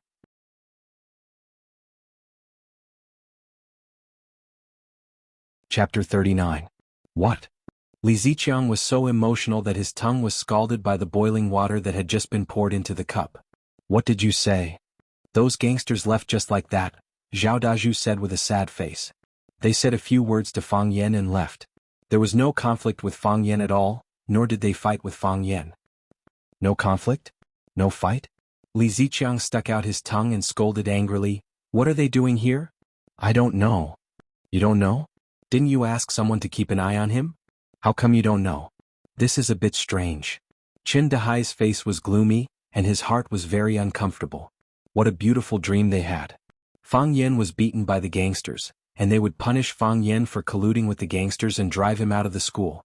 Why did those gangsters leave? Did they still have professional ethics? Did they deserve to be a full-time gangster? I just stood upstairs and took a look. Those gangsters surrounded Fang Yen, and it looked like they were going to fight. Did Fang Yen agree to their conditions? Li Ziqiang took out a small mirror from the drawer and stuck out his tongue to check the condition of his tongue burn. "This matter needs to be investigated clearly," Li Ziqiang stammered. "Although there was no direct conflict, it's not appropriate for a bunch of idle people to come to the school and surround the gate of the school." Yes. I will investigate it now," Zhao Dazhu said. After Zhao Dazhu turned and left, Qin Dahai walked in front of Li Ziqiang and said, "Director, this kid's luck is really good. There was no conflict, so I can only reprimand him a few words. I'm afraid it's not easy to use this excuse to fire a formal teacher. Let's put it aside first." Li Ziqiang waved his hand and said, "Dahai, I know you and Fang Yen have a conflict. However, let's put this matter aside first. The reporter's report is still there. If it is too obvious, it will make us look inferior." "Director, I understand. I don't have any personal conflicts with him. I just feel that this matter can't make Director Zheng feel uncomfortable. Am I right?" Qin Dahai said with a smile. Li Ziqiang nodded and said, "Don't worry. With us around, he won't have an easy time in Rosefinch. Mr. Fong, are you all right?" "Mr. Fong, even a little hooligan wants to hire you as a private tutor. You're too amazing." "Mr. Fong, is that man Brother Wolf? He's very famous on West Street." Fang Yen dismissed the students who surrounded him and asked about his well-being. Just as he was about to walk to the bus stop, someone shouted from behind, "Fang Yen." Fang Yen turned around and saw Vice Principal Lu Chaoga standing not far away looking at her. As expected, this woman was alarmed as well. Fang Yen walked quickly to Lu Chaoga and said, "Principal Lu, did this also alarm you?" "The entire school has been alerted," Lu Chaoga said with a cold expression. "This guy, can't you just calm down for a bit? You've only been here for a few days. Do you know how much trouble you've caused? Actually, it's not a big deal. The school doesn't have to deliberately praise me. Otherwise, others will misunderstand and think that I, Fang Yen, am vain."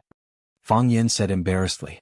"Besides, they wanted to hire me as a private tutor, but I refused. I'm now an official teacher of Rosefinch Secondary.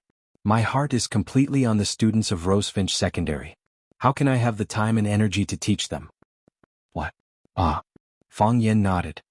"However, you can't think that I'm a profiteer just because I refused them. As long as a hooligan is motivated, he's also a motivated hooligan. This reason is still acceptable, right?" "Come with me," Lu Chaoga said. After that, she turned around and walked away. Fang Yen followed behind her, appreciating the graceful movement of her waist.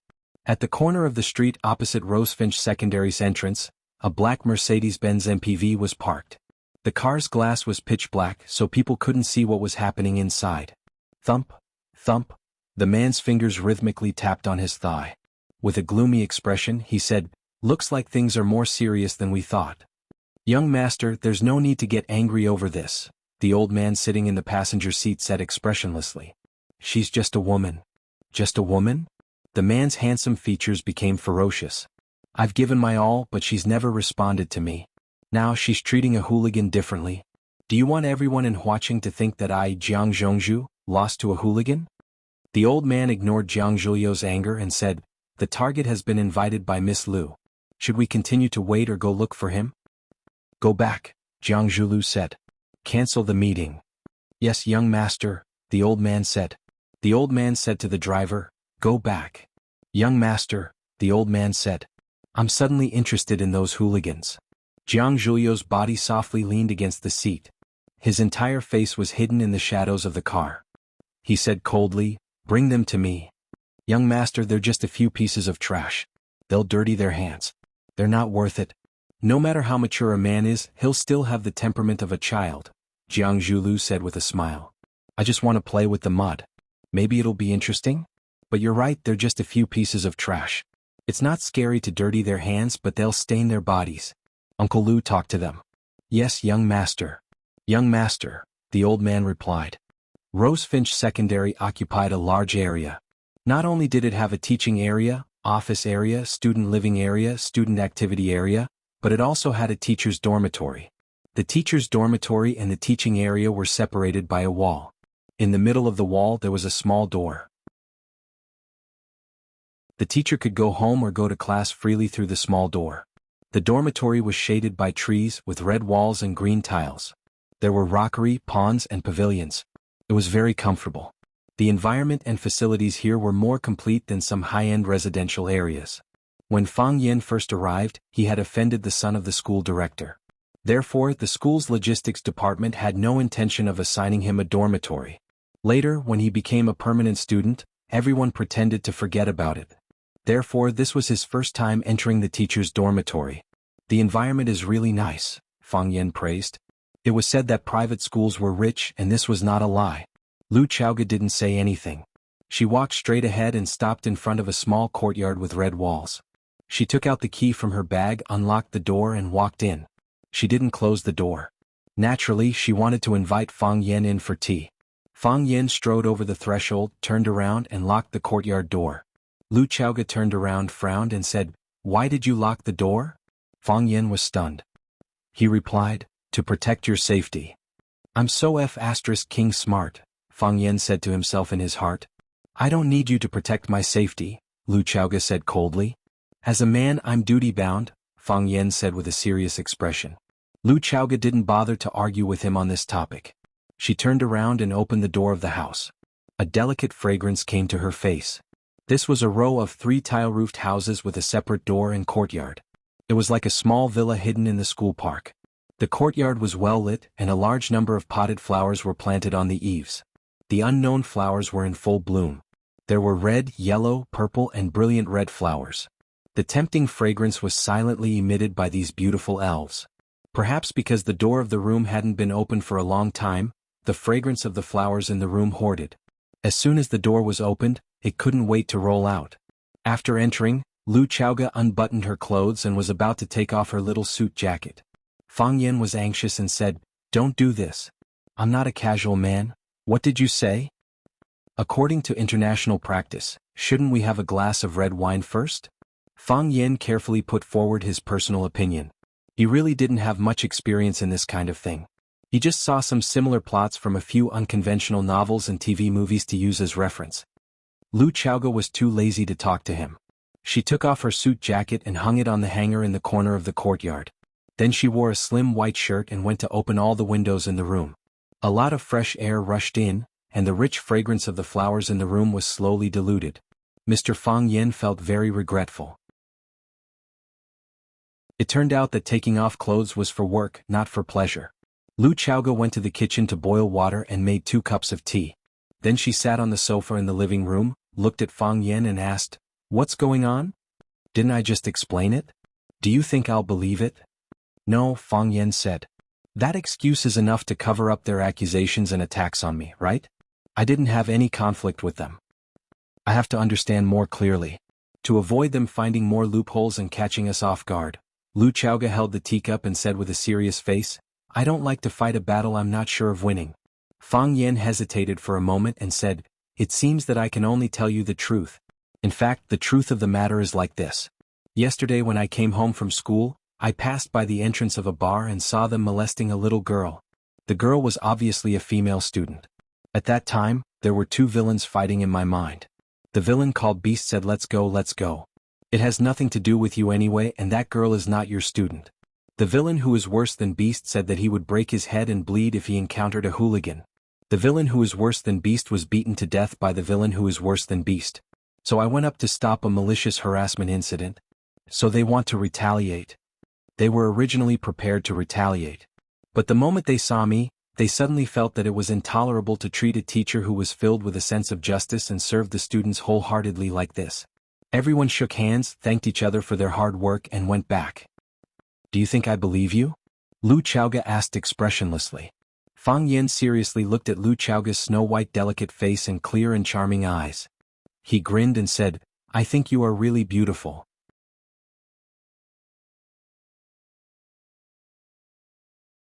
Chapter 40. Fang Yan. The veins on Lu Chaoga's jade-like hand that was holding the teacup were bulging. She had the urge to crush the teacup. He was flirting with her. Naked flirting. Here. Don't talk nonsense. Lu Chaoga's face was frosty as she shouted sternly. How am I spouting nonsense? Fang Yan was so furious that he was about to explode. Don't think that you can twist my thoughts and opinions just because you're a leader. I'm also a man with morals. I have the professional qualities of a teacher. Go look in the mirror and see if you look good. If you dare to say that I don't look good, I'll jump into the Sparrow River and swim naked. Lu Chaoga was about to cry. The education that she had received was not like this. She had never met someone like Fang Yan in her life. She really didn't know how to deal with such a rascal. I knew you wouldn't dare, Fang Yan said coldly. The truth is in the hands of the majority. Am I the first person to say that? Of course not. Fang Yan. Lu Chaoga tried hard not to lose her temper and said, Let's talk about something serious. What do you mean? Fang Yan's eyes widened. I'm not serious because I'm praising your beauty? You can insult me but you don't have to insult yourself, right? Fang Yan. Lu Chaoga felt like she was about to run out of energy. Let's change the topic. Fine. Fang Yan's anger finally subsided. He sat back down obediently and said, Is this house yours? No. Lu Chaoga shook her head. The school assigned it. It's one of the benefits of teaching at Rosefinch. No wonder everyone likes to be a leader, Fang Yan said enviously. I can't even get a small room in the school, but a leader can live in a small villa with its own door and courtyard. What's going on? Lu Chaoga asked curiously. The school has a rule that every teacher taught by Rosefinch can apply for housing. Even intern teachers are no exception. Didn't you apply to the school? I did apply but they took me to a storage room that no one wanted. The walls were broken and the ceiling was leaking water. Could I even live in a room like that? He had no choice but to rent a room outside. Otherwise, why would I need to borrow money from you? Preposterous. It was the first time that Lu Chaoga had heard of such a thing. She said angrily, They are taking revenge. Isn't that right? Fang Yan said. I've always suspected that too. It's not that I'm too outstanding, it's that the leader I follow is too outstanding. Otherwise, why would they always target me? Lu Chaoga clasped her fingers together and pondered for a moment. Suddenly, she picked up a bunch of keys from the table and threw them to Fang Yan. What's the meaning of this? Fang Yan grabbed the keys and asked. This is the key to this house, Lu Chaoga said. If you give me the keys, where will you live? Fang Yan asked. Soon Fang Yan's heart bloomed with joy. You mean we're living together? That's great. In the past, I thought that only bodyguards could live with female employers. I didn't expect that a teacher could live with a female principal. You're the one living here. Lu Chaoga had to correct him. I have another place to live. Is that so? Fang Yan's enthusiasm was greatly diminished. It's not convenient to live outside and it's not safe to drive if you live too far away. Look at the news every day. There's either a car accident here or a rear-end collision there. It's frightening to hear. This house is so big. You have one room and I have one room. Although the principal's reputation isn't very good these years, but I think you're different from them. I don't think you'll do that kind of thing to me. Lu Chaoga didn't speak. She just stared coldly at Fang Yan. Are you hesitating? Lu Chaoga still didn't speak. She stared coldly at Fang Yen. You don't have to rush to answer me. Think about it, Fang Yen said. There's no need to think about it, Lu Chaoga said. Impossible. Absolutely impossible. It's impossible in this life, and it's impossible in the next life. Fang Yen widened his eyes and said, Why are you so excited? I feel sorry for occupying your big house alone, so I wanted to invite you to live with me. I even deliberately ignored some of the bad comments about the principal's position in society. I order you as the principal that from now on, you're not allowed to speak again. Lu Chaoga put down the teacup and said loudly, I have 3 requirements for you to live in the house. First, help me take care of the flowers and plants in the house. I'll settle accounts with you if a pot dies or a pot dries up. I'm sure you know the value of these flowers better than I do. I'll deduct it from your salary. If it's not enough this month, I'll deduct it from the next month until it's all deducted. Second, the house has to be cleaned carefully. I don't like the stench. I'll come over to check on it from time to time. Third, don't bring any random people in.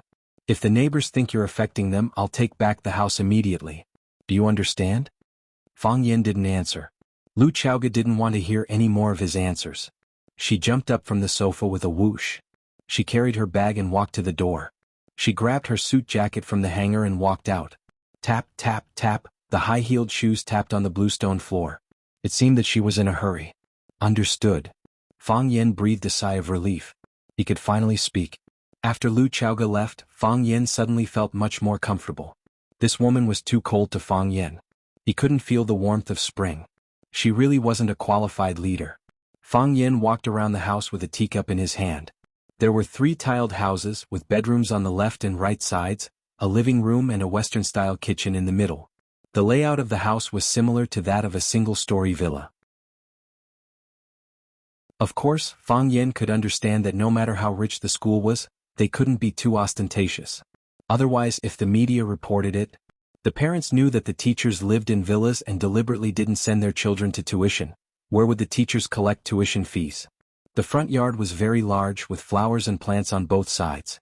Although the backyard was small, there was an open-air set of stone tables and chairs, as well as some flowers and plants. It had to be said that Lu Chaoga really had an extraordinary love for flowers and plants. I'm going to live in this house in the future?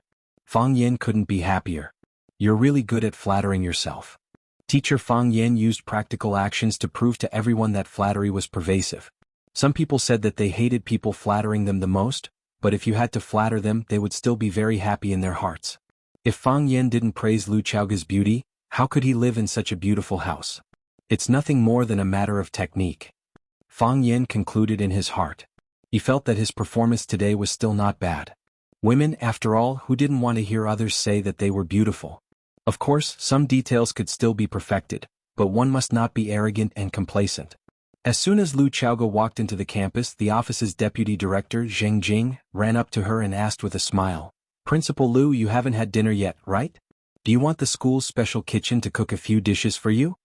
Zheng Jing had been standing guard at the entrance of the campus and the teachers' living quarters. Obviously, he knew everything about Lu Chaoga's movements. Do you know that teacher Fang Yen is being troubled by the logistics department? Lu Chaoga didn't respond to Zheng Jing's attentiveness and walked quickly to the school's parking lot. Principal Lu, about this, I heard some rumors. Zheng Jing said awkwardly. He secretly cursed in his heart. Seems like that damn hooligan reported me to the leader again. Is he still a man? Why does he always use these dirty tricks? Just thinking about it made me angry. Why didn't you tell me? I don't think it's a big deal. Zheng Jing was a little guilty.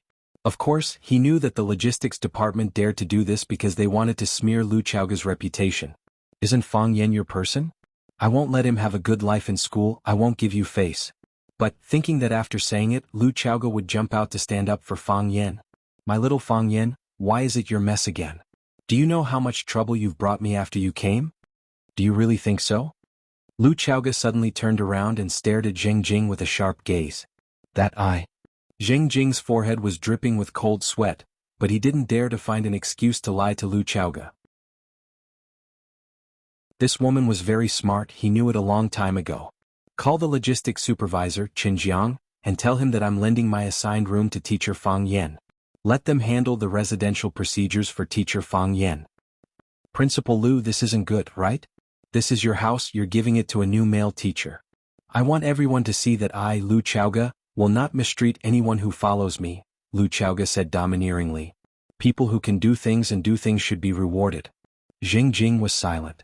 He was actually worried that if Lu Chaoga gave her assigned house to Fang Yan, there would be rumors in the school that she and Fang Yan had an ambiguous relationship. Otherwise, there were so many male teachers in the school, why did she give it to Fang Yan? If the rumors appeared, how would he explain it to the man known as Jiang Zhongzhu in a certain circle? Would he swing a baseball bat and beat him again? However, Lu Chaoga deliberately led the topic to buying a horse's bone, so he couldn't say that out loud. Besides, it was his own lack of awareness and dirty thoughts. Touching the wound on his forehead, Zheng Jing sighed softly. But this is a dirty world.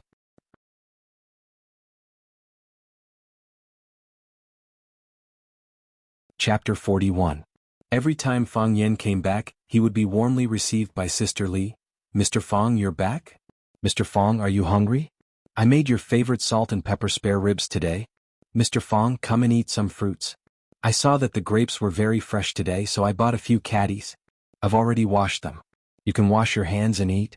The delicacies and the temptation of a beautiful woman made Fang Yan's enthusiasm for the beautiful courtyard inside the school that Lu Chaoga lent him decreased a lot. Fang Yan was in a lot of pain and was also very conflicted. In terms of living environment, the small courtyard of Lu Chaoga and the small house that he was renting with Sister Li were worlds apart. However, if Fang Yan moved in, who would make him sweet and sour pork, prawns, pork belly, radish, steamed oyster, white melon and sea white soup every day? Who would prepare apples, oranges, bananas, grapes, durians and dragon fruits for him every day? What? Food. We common people often talk about basic necessities. That is to say, subconsciously, we think that wearing clothes and eating are ranked before living and traveling. It was also because of this reason that Fang Yan had never opened his mouth to tell Sister Li that he wanted to cancel the lease. Therefore, while enjoying Sister Li's attentive service, he also had to bear the corresponding responsibility. Under the light, Jiang Qin was bright and beautiful. Because she had just taken a bath, her black hair draped over her shoulders, adding a little womanly flavor to her. She was young and inexperienced, and there was a fresh milk fragrance on her body, making people feel relaxed and happy. She was wearing Big Mouth Monkey cartoon pajamas and her chest. Pui pui, what chest? Fang Yan looked at Jiang Qin's sleepy little face and said, "Let me tell you a joke." Jiang Qin became a little more energetic. She rested her chin on her arm that was lying on the table and asked in a lazy voice, "What joke?" "I saw it on my phone," Fang Yan said with a smile. "A few years ago she abandoned me and married a country bumpkin who drove a Passat. I secretly made up my mind to return the humiliation I suffered to her in the future. A few years later, when I appeared in front of her in a Mercedes-Benz, she was surprised and even invited me to her house." Jiang Qin's mind was completely attracted by Fang Yan's story. Her big eyes stared at him without blinking. Was this an inspirational story of a loser who was abandoned by his goddess and then worked hard to succeed? "Do you regret it now? What were you doing earlier?" "Of course, I also rejected her decisively because I still had to go to the company to pick up my boss from work." Fang Yan continued. Jiang Qin laughed out loud, his limp body rocking back and forth. "It's so fun. Why is this person so despicable? Mr. Fang, I think he's like you, haha." Fang Yan smiled as well. However, as he smiled, he couldn't smile anymore. "What do you mean by this person is so despicable? Mr. Fang, I think he's like you? How am I despicable? I've been influenced by poetry since I was a child. I polished my body with medicinal herbs and tempered my muscles and bones with Tai Chi. I'm the successor of Fang's Tai Chi. Didn't you notice a kind of temperament in me called immortal style? How am I despicable? If you don't respect me, I won't tutor you." Fang Yan said angrily. "If you don't tutor me, my mom won't cook delicious food for you." Jiang Qin was still laughing. Her nose and eyes were squeezed together. She looked cute and funny. Fang Yan was furious. "You dare to threaten me? Girl, let me make it clear to you. I tutor you not because your mom cooks delicious food for me. Then you'll eat outside tomorrow?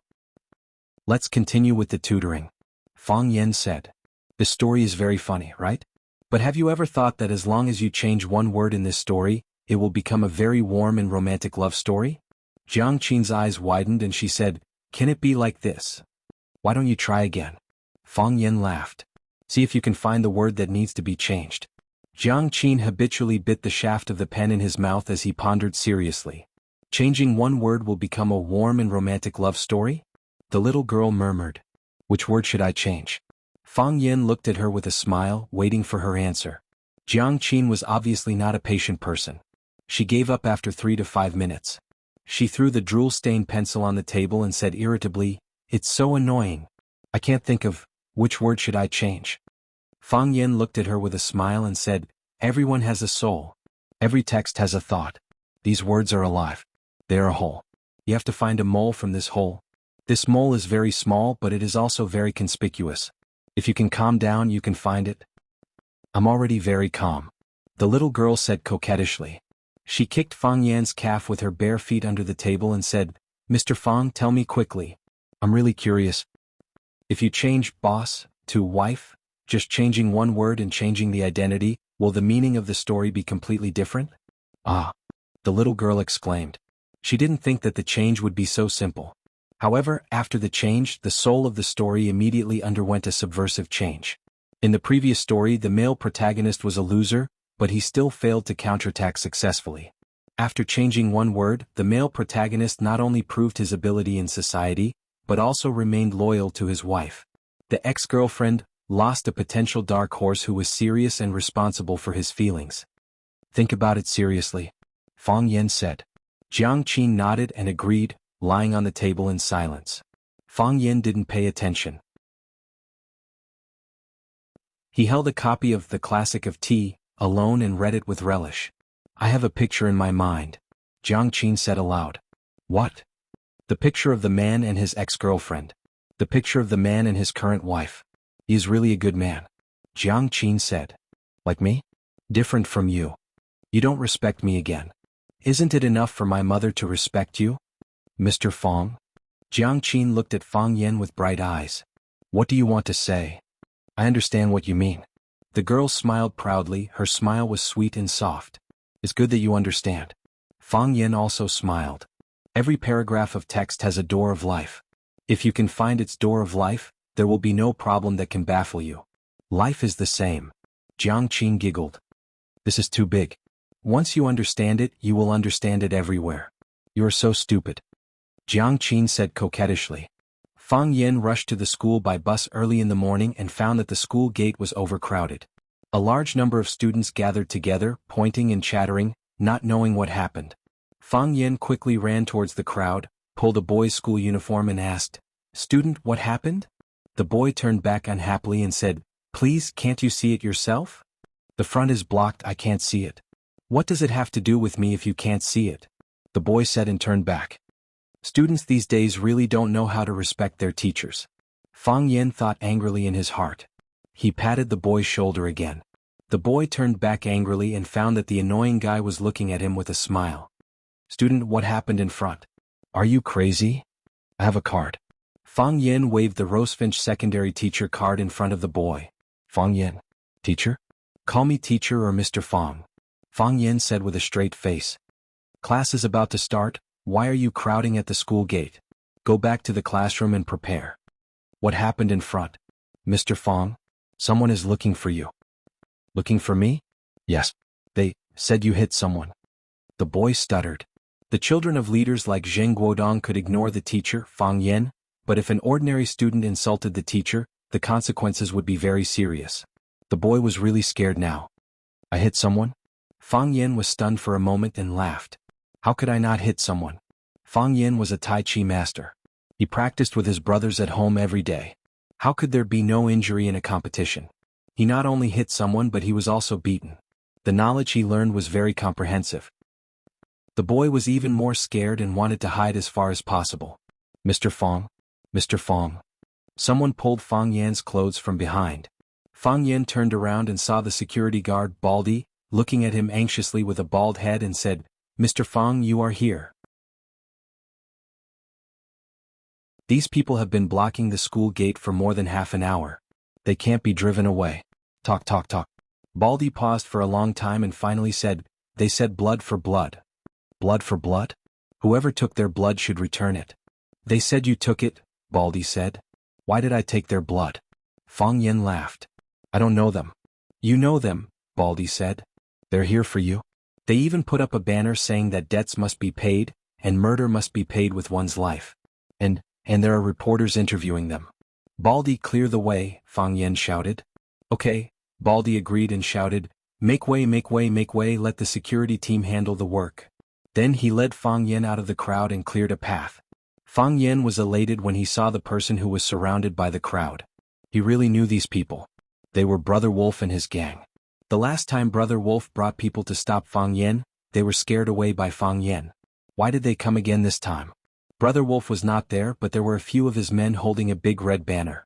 On the banner was written, "Violent teacher hits people. Blood for blood." There was a stretcher on the ground, and on the stretcher was a little blonde. The blonde's head was wrapped in gauze like a mummy. Blood was still seeping out of the gauze.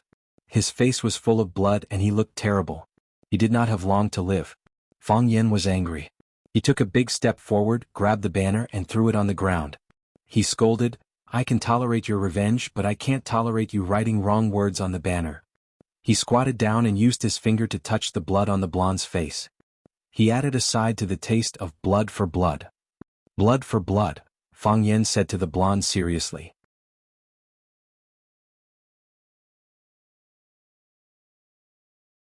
Chapter 42.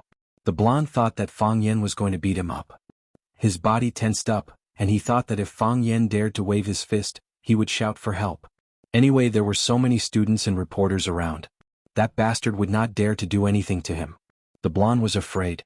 At that time he picked up the beer bottle and was about to stab him. He didn't know what happened, but the broken pieces of the bottle were in his hands. Then he witnessed a miracle with his own eyes. He broke the beer bottle piece by piece. When he went back, the blonde secretly tried. No matter how much strength he used, he could not break the bottle. Not even a trace. However, Fang Yen did not make a move on him. He only stretched out his finger and gently poked his forehead, just like how his girlfriend poked his head and said, "You're so annoying." He wrote with his own blood? The blonde was angry and felt insulted. However, when he thought that Li Du had only written and did not do anything to him, his heart felt warm like spring again. He understands me, Blondie thought to himself. There was the excitement of meeting a bosom friend in a drunken mess. That's him. A gangster pointed at Fang Yen and shouted. "He's the one who hit my brother." Yes. I saw it with my own eyes. He hit someone. And he's a school teacher. How could he hit someone so casually? Would such a teacher punish the students? The students must be having a hard time, right? Amid the shouting of the gangsters, a few reporters with microphones squeezed over and asked anxiously, "Are you the person involved, Fang Yen? Someone reported you for hurting someone in a bar. Is there such a thing? Are you a teacher at Rosefinch Secondary? Do teachers often go to bars too?" Fang Yen finally understood that Brother Wolf and the others had changed their attack pattern. After they could not win in an argument, they wanted to use public opinion to tarnish his reputation and make him unemployed from Rosefinch Secondary, or even the entire education industry. Just think, which school would be willing to recruit a teacher with a history of violence? Even if the school agreed, the students wouldn't agree. "I'm Fang Yen, a teacher at this school," Fang Yen said loudly to the reporter's camera. "I don't hang out in bars often. Strictly speaking, that was the only time I've been there. One of my students was having a birthday party at a bar. The students' parents were worried, so they asked me to go with them to have a look." Fang Yen glanced at Blondie and said, "I didn't hit him, but he wanted to hit me, but he missed." When the camera turned to Blondie, he lowered his head in shame. This was too humiliating. "I did hit someone. It was their boss, Brother Wolf." Brother Wolf was said to be a very powerful member of a gang in Huacheng. When he was dancing on the dance floor, he harassed and molested a female student. This was beyond my understanding. Perhaps it was because of my profession, but I had a natural closeness and affection towards students. I couldn't just watch them do evil. Even though they had a lot of people, even though they were hooligans, even though they had countless ways to take revenge on me, I had to stand up for my students. I had to protect my students from harm.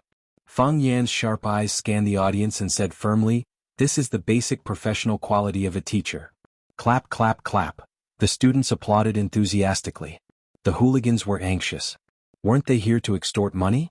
Why was the wind blowing in his direction in the blink of an eye? The hooligans had no intelligence, but the reporters who were hired with a high salary wouldn't be led astray by Fang Yan's few words. "Mr. Fang, you said that a student's parents invited you to accompany their child to a bar? May I ask, are the students boys or girls?" A young reporter wearing small glasses asked aloud. "Girls," Fang Yan said. In my eyes, students don't differentiate between boys and girls. There's only one difference between them, and that is good students and bad students. You said that there's a classmate called Brother Wolf who molested your student. Do you have any evidence? They said that I hit someone. Do they have any evidence? Fang Yen pointed at the blood on the blonde's head and said, the blood is real. However, what happened a few days ago is still bloody. He didn't bleed to death? Even a woman wouldn't dare to do this when she's on her period. The blonde was about to cry. Big brother, can you not always bully me? I'm just a group of actors. I was forced by the boss to act in this role. We have a piece of information in our hands. A female reporter interrogated. In the information you were hugging a girl and dancing. Is that the girl you were talking about? As the female reporter spoke, she held up a color photo for Fang Yen to see. Although the photo was a bit blurry, it was still possible to make out Fang Yan's face when he was facing the camera. Fang Yen felt a dull pain as if someone had hit him hard on the head. They have a photo?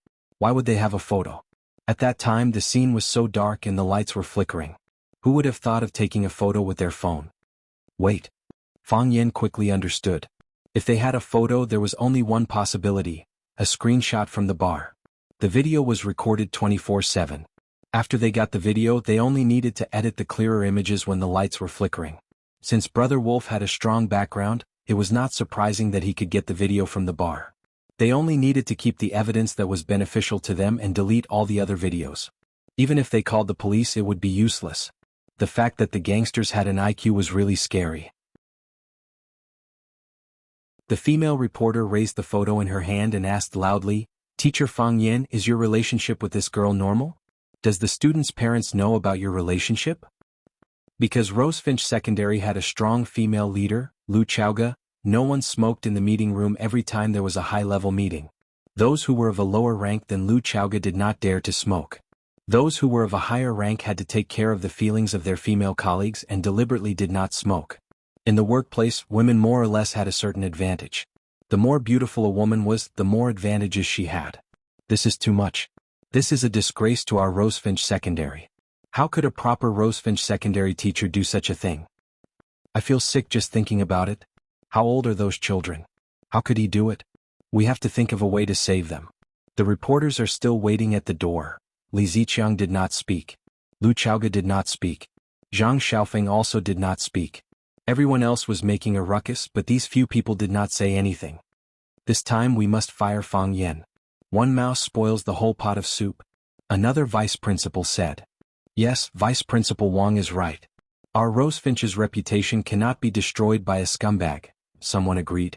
Li Ziqiang glanced at Lu Chaoga and asked with a smile, Principal Lu, what do you think? In the past, Li Ziqiang did everything possible to expel Fang Yen from the school, but Lu Chaoga protected him time and time again. The two of them were already enemies. Now Fang Yen made such a serious mistake, but Li Ziqiang did not say anything about expelling him. Instead, he asked for Lu Chaoga's opinion. Those who did not know better would think that the two of them were ready to form an alliance. I respect everyone's opinion, Lu Chaoga said expressionlessly. She knew what Li Ziqiang meant. The reporters had already thrown out the photos. It would be difficult to clear Fang Yan's name. If Fang Yen really made such a mistake, then there was no doubt that he would be expelled. One Lu Chaoga couldn't protect him, even 10 Lu Chaoga wouldn't be able to protect him. Not only would he be expelled from Rosefinch, but there would also be no place for him in the entire Huaqing. If she still stood out to protect him at this time, it would only make the people in the conference room doubt her intelligence and think that she was just an emotional brat. She might lose a lot of support if she was immature in politics. After listening to Lu Chaoga's reply, Li Ziqiang sneered in his heart. He thought to himself that this woman really had some skills.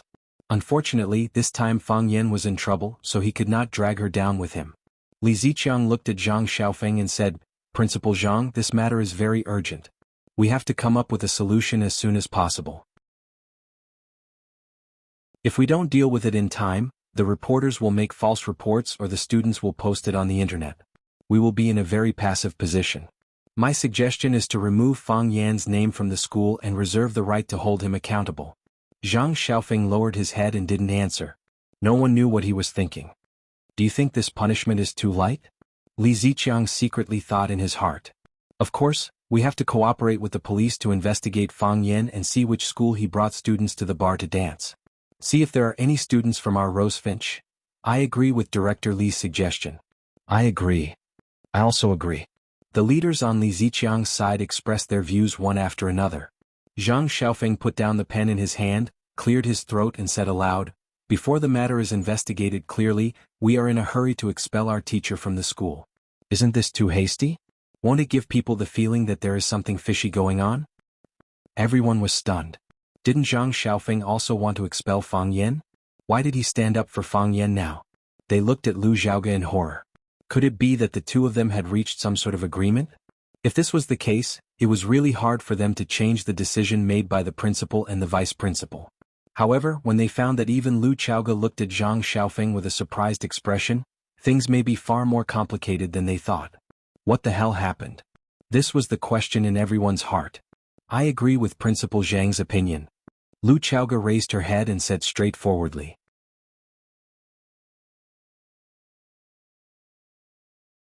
Chapter 43. Others laugh at me for being crazy, but I laugh at them for not seeing through me. Looking at Fang Yan sitting in front of her, Lu Xiaoga suddenly thought of Tang Yin's poem. When she really couldn't sleep at night and didn't have suitable books to pass the time, Lu Xiaoga had thought about the boring question of what kind of person her new colleague Fang Yan was. He had no respect for his superiors, was audacious, had a sharp tongue, did not follow the rules, never played by the rules, was frivolous like a hooligan and was like a third-level hooligan. He matched all the genes that Lu Xiaoga hated the most. However, he knew how to arrange flowers and could trim the breathtaking stairway to heaven.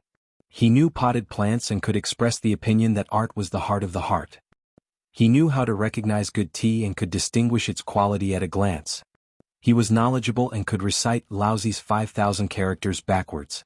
He had a sense of innovation and brought students to Sparrow River to learn farewell to Cambridge again. He was flirtatious and talented. What words should be used to describe such a person? Elegant, flirtatious? Lu Xiaoga had admired him, and hated him.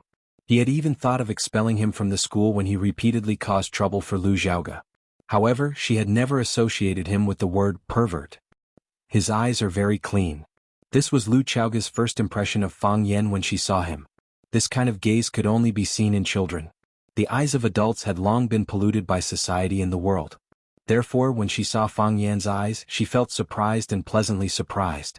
However, now he was facing the accusation of molesting a female student. Is this true? Lu Xiaoga asked. Yes, Fang Yan said with absolute certainty. There was no hesitation. She even had the photos in her hands, so there was no point in denying it. Besides, he didn't want to lie to Lu Xiaoga. He didn't want to lie to her, just as he knew that she wouldn't lie to him about many things. Why do I have such a feeling? Fang Yan thought about it seriously. Perhaps they were all extremely proud people. Disdain. Yes, he disdained lying. Lu Xiaoga raised her eyebrows slightly and said, "You took girls to a bar to dance?" "You're wrong." Fang Yan laughed. "A girl took me to a bar to dance." Lu Xiaoga frowned even more and said coldly, "Do you think anyone will believe you? Do you believe me?" Fang Yan looked at Lu Xiaoga's delicate and beautiful facial features and asked aloud. Lu Xiaoga's thoughts paused for a moment. She never thought that Fang Yan would ask her such a question. "Do you believe me?" She thought about it seriously and the answer was yes. She believed. "I believe you," Lu Xiaoga said. "I'm the only one who believes it. Is that important?" "It's very important." Fang Yan opened his mouth and smiled brightly. "I don't care about people, I don't care about what they're thinking." Lu Xiaoga wanted to ask, "Am I someone you care about?" But she didn't say anything in the end. Because she felt that asking this question would sound like flirting. She was the principal and he was a teacher. They were colleagues who were superior and subordinate, not in the same bed. "There are some things you already know," Fang Yan explained. "The school's logistics department refused to assign me a room, so I rented a small room outside. The landlady has a daughter who is in the 3rd grade of number 1 middle school. She treated me to dinner every night and asked me to tutor her daughter. The landlady's cooking was delicious and I was really short of money. The temptation was too great and I couldn't refuse." "Why did you go to a bar?" Lu Xiaoga asked. "Tutoring wasn't a problem. There were many teachers at Rosefinch Secondary who taught students outside. The school wouldn't say much if they knew. However, you took a female student to a bar to dance and someone took a photo of you. This was a big problem. That night, the girl had a classmate's birthday and she invited me to the birthday party. I agreed." Fang Yen looked at Lu Chaoga and said, "You want to ask me why I didn't stop them, right? I wouldn't stop them. Because I knew that stopping them wouldn't have any effect. It would only make these rebellious children worse. I followed them to protect her, and I believed that I wouldn't do anything excessive. And then there was a fight. Those people are hooligans," Fang Yen said. "You can see it from their appearance. I can't just sit back and do nothing when they do evil." Lu Chaoga's fingers tapped on the table and she said awkwardly, "The current situation is very bad for you." "I understand." Fang Yen nodded. "Even if I can prove that those hooligans are hooligans, even if I can prove that those hooligans are savage, I still can't wash away the dirty water on myself." I hugged a female student and danced. "This is unforgivable in anyone's eyes. Kill 800 enemies, lose 1,000. That's the kind of person I am. Since you understand everything." Lu Chaoga looked sharply at Fang Yen and said, "You know Principal Zhang Xiaofeng?" "Yes." Fang Yen nodded. He was a little surprised at Lu Chaoga's sudden question. "Who in Rosefinch Secondary doesn't know him? I mean, do you know him?" Lu Chaoga was a little dissatisfied with Fang Yan's answer. She felt that he was avoiding the important point. "What do you mean?" Fang Yan laughed. "You suspect that I'm two-timing?" Lu Chaoga's cold face became even colder. She didn't like to be described as a two-timing. "Today's meeting was to discuss how to deal with you," Lu Chaoga said with incomparable frankness. "I didn't protect you. Principal Zhang spoke up for you. Otherwise you would have been expelled by the school." "Is that so?" Fang Yen was stunned. "He sent me a girl. That was the only time I had close contact with him. I don't understand why he spoke up for me." Lu Chaoga was silent, as if she was pondering the authenticity of Fang Yan's words. She knew Zhang Xiaofeng's personality very well. He was a guy who played a balanced game between the various forces. It was also because of this that his position as principal was as stable as Mount Tai. He was a sly fox. If there was no personal benefit, he wouldn't side with any side. In a situation where Li Mingxiang's department was trying their best to kick Fang Yen out of the school, he stood out to clearly support Fang Yen. What was the reason? This time she and Zhang Xiaofeng joined forces to protect Fang Yen. However, she knew very well that they didn't belong to the same camp. There was even a great conflict of views between them. In that case, Fang Yan's position as a chess piece was very important. If Fang Yen secretly sided with Zhang Xiaofeng, or if Fang Yen had a close relationship with Zhang Xiaofeng, she wouldn't hesitate to abandon him. After a long time, Lu Chaoga asked, "What do you think?" "I won't leave," Fang Yen said. "Maybe one day I will leave Rosefinch, but definitely not now. To prove your innocence." Lu Chaoga sneered. Such an answer couldn't surprise her. In order to clear their names, many people said high-sounding words but did shameful things. This was human nature. To prove that girl's innocence, Fang Yen said softly. "She's not as bad as those reporters say." When Zhang Xiaofeng pushed open the office door, the room was filled with the fragrance of tea. A young girl in a school uniform raised her slender wrist, holding a porcelain kettle and pouring water into a blue and white cup. Her movements were calm and graceful, as if she had done it hundreds or thousands of times. "Uncle Zhang, you came back at the right time. The second tea has just started to taste." The girl smiled sweetly. Zhang Xiaofeng put the folder in his hand on the desk and ran to the sink to wash his hands. Then he walked to the sofa in front of the girl and sat down. He said reproachfully, "How can you let Etienne make tea here? Don't you have a secretary? If you want tea, ask the secretary to make it for you." "Uncle Zhang, you helped me so much. I can't repay you, so I can only make you a cup of tea," Qin Etienne said indifferently. "The tea is Uncle Zhang's tea, and the water is Rosefinch's water. Uncle Zhang, you won't blame me for being stingy, right?" "Why would I?" Zhang Xiaofeng waved his hand. "Not everyone has the fortune to drink tea personally brewed by Etienne." Zhang Xiaofeng picked up the teacup in front of him and took a sip. He closed his eyes and savored the taste. He sighed and said, "It's soft in the mouth and has a long aftertaste. It's strange. It's the same tea, the same water, but why can't the secretary and I make the same taste? It seems like it has a lot to do with the person who made the tea." If outsiders were to see the principal of Vermilion Bird Middle School speaking to his own school students like this, their eyes and teeth would probably fall out of their sockets. Wasn't this principal too approachable? "Uncle Zhang, you flatter me. The art of tea is broad and profound, and I have only scratched the surface. If you praise me like this, then I will be too proud and complacent to move forward. I believe that others can't move forward, but I don't believe that Etienne can't move forward. Zhang Xiaofeng said with a smile. Qin Etienne drank the tea in the cup in one gulp, got up and said, Uncle Zhang, I won't disturb your work. Zhang Xiaofeng quickly stood up and said, What's there to disturb? Etienne can come and chat with Uncle Zhang whenever she has time. I will welcome you. Yes, I will, Qin Etienne replied and left the room. Zhang Xiaofeng sent Qin Etienne away and returned to the sofa. He looked at the fragrant Dahong Pao tea in front of him. He was stunned at first, but then he laughed out loud. What an amazing woman. Zhang Xiaofeng sighed. She didn't mention a word and didn't ask anything. She must have calculated that I can help her, right?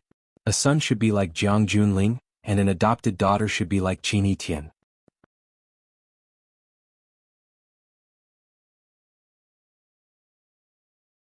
Chapter 44. In the same tea house in the same location. However, people's states of mind were very different.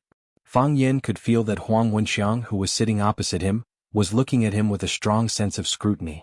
He could feel this kind of gaze from Lu Zhaoge, and he could feel it from everyone he met. There was a scandal between a male teacher and a female student, and it was a junior high school student. Such an incident was enough to nail him to the pillar of shame. There was a long silence. Huang Wenxiang sighed softly and said, Mr. Fang, it's not easy. Fang Yen smiled and said, Do you believe me? Yes. Huang Wenxiang pointed at Fang Yen, who was making tea, and said, If it's true, why are you still in the mood to make tea so leisurely? What? Do you have a plan in mind, or are you prepared for the worst? Fang Yen brought the teacup to Huang Wenxiang with a pair of bamboo tweezers and said, Director Huang, do you have any way to help me? Huang Wenxiang was a senior reporter of Wuxia Metropolis Daily and the director of the Current Affairs Department, so Fang Yen called him Director Huang. Huang Wenxiang shook his head and said, I also learned about this from my colleagues in the media. They all said that they had some big news in their hands. I asked around and it was said that there was someone behind this incident. According to those guys' working state, I'm afraid they have received a lot of writing fees from others. Fang Yan's eyes were piercingly cold, but returned to normal in an instant. He asked, Do you know who is behind this? Huang Wenxiang smiled and said, Mr. Fang, you are young and inexperienced in society. Naturally, the one who started the trouble should be untied. It's enough to bite on one line, right? I'm stupid. Fang Yen shook his head and smiled bitterly. Since I left home, a series of things have happened to me. It seems that elegant things like teaching people how to read and write are really not suitable for me. Fighting and killing is my goal in life. You can't say that. Huang Haoren solemnly looked at Fang Yen and said, Mr. Fang, don't be discouraged. You might not understand, but in the eyes of many students, your existence means something.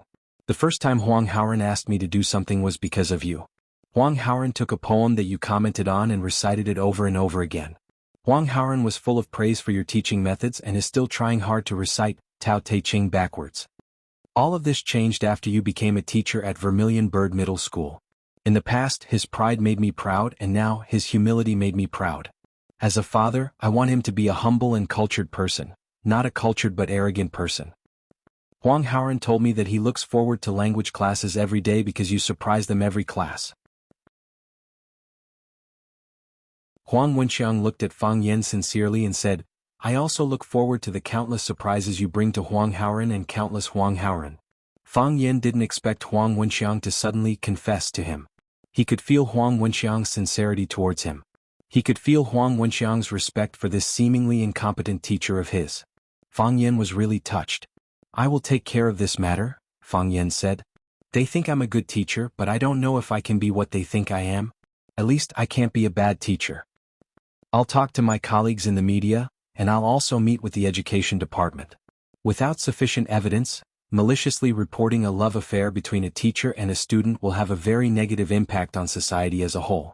It will also have a serious impact on the reputation of the teacher and the student. If it's not handled well, it might ruin the student's life. We must be careful with this kind of thing, Huang Wenxiang said. What else can I help with? You don't have to be polite with me. Leave the rest to me. Fang Yen smiled. You're right. Whoever started the trouble needs to untie it. The bald man was very cautious. After coming out of the hospital, he scanned his surroundings. He didn't find anyone suspicious before walking quickly towards a white Volkswagen. He opened the door and got in. The car slowly drove out of the hospital compound. Fang Yan's head appeared at the window of a black van. He pointed at the Volkswagen with the tail number 098 and said, Master, Please follow them. No problem, the skinny driver agreed readily and quickly started the car. As long as it's a prey that I, One Sword Peak Racing God, have my eyes on, don't even think about escaping from me.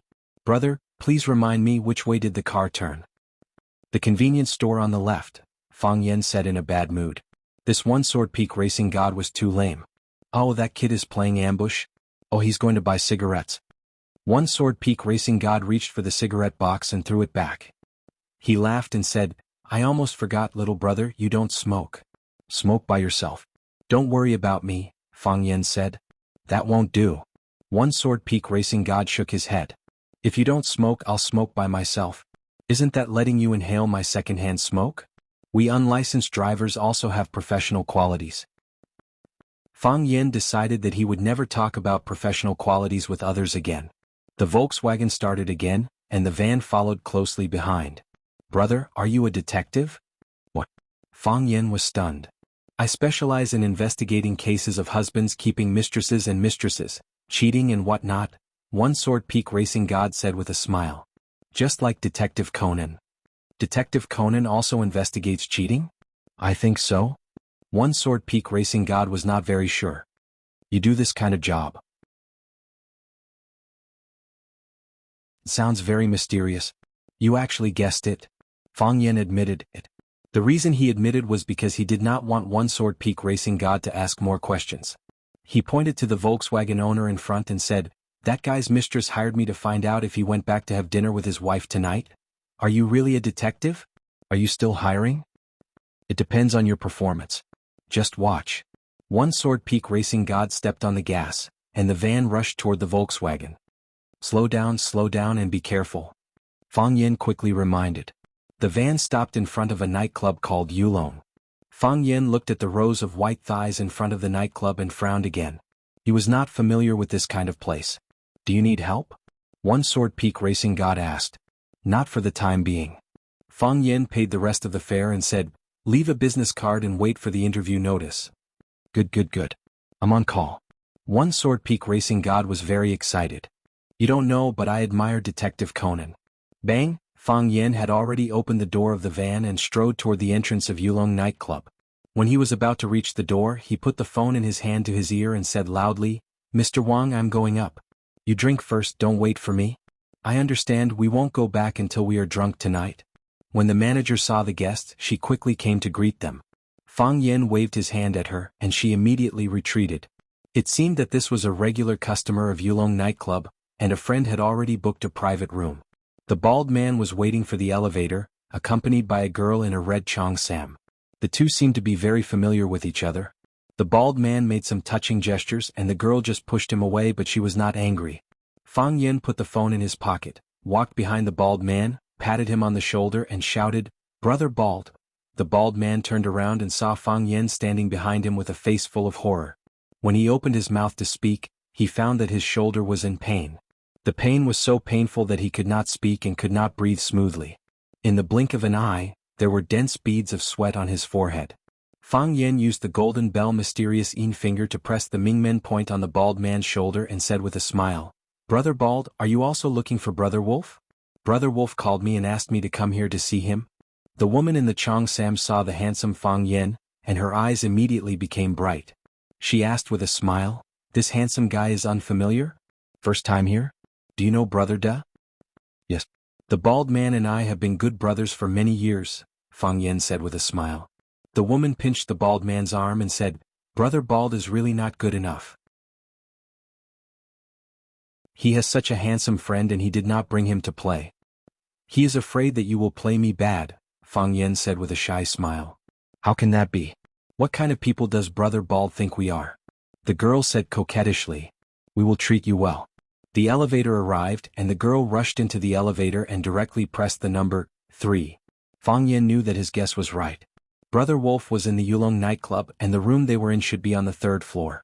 The bald man only felt that his body was weak, and he did not even have the strength to walk. He wanted to sit on the ground, but Fang Yan's hand lightly rested on his shoulder, as if it was his life. His body was completely out of his control. When he was in pain, his old lover was flirting with Fang Yan, which made his body even more uncomfortable. Bitch, see how I will deal with you later, the bald man cursed in his heart. The elevator stopped on the third floor, and the Cheongsam girl led the way. The music was loud, and rows of long-legged girls were led by the manager in black uniforms to different rooms. Only when they were ordered by a customer would they end this necessary but humiliating tour. Although Fang Yan had been holding the bald man's shoulder, it did not attract other people's attention. There were many people in the nightclub who called each other brothers, so this kind of behavior was really nothing. Boom! The Cheongsam girl opened the door of room 308, turned to Fang Yan and the bald man and said, "Brother Wolf is inside, you can go in." "Thank you," Fang Yan said gratefully. "You are more polite than them." The girl winked at Fang Yan and said, "Brother Bald has never said thank you to me. That is because Brother Bald feels closer to you." As Fang Yan spoke, he had already walked into the room with Brother Bald in his arms. Brother Wolf was hugging two women and singing, and he did not feel the danger.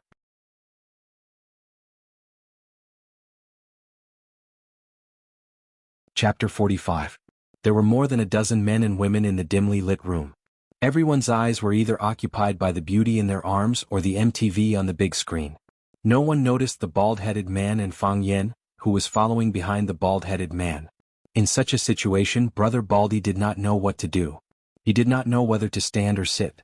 He could only turn around and wait for Fang Yan's instructions. Fang Yan winked at him, then hugged him and sat in the leftmost corner of the room. A girl with an oval face was ordering songs. Seeing the bald guy sit down, she said fawningly, "Brother Do, what song do you want to sing? Let me help you." "No need," the bald guy said with a dark face. "Don't be like that."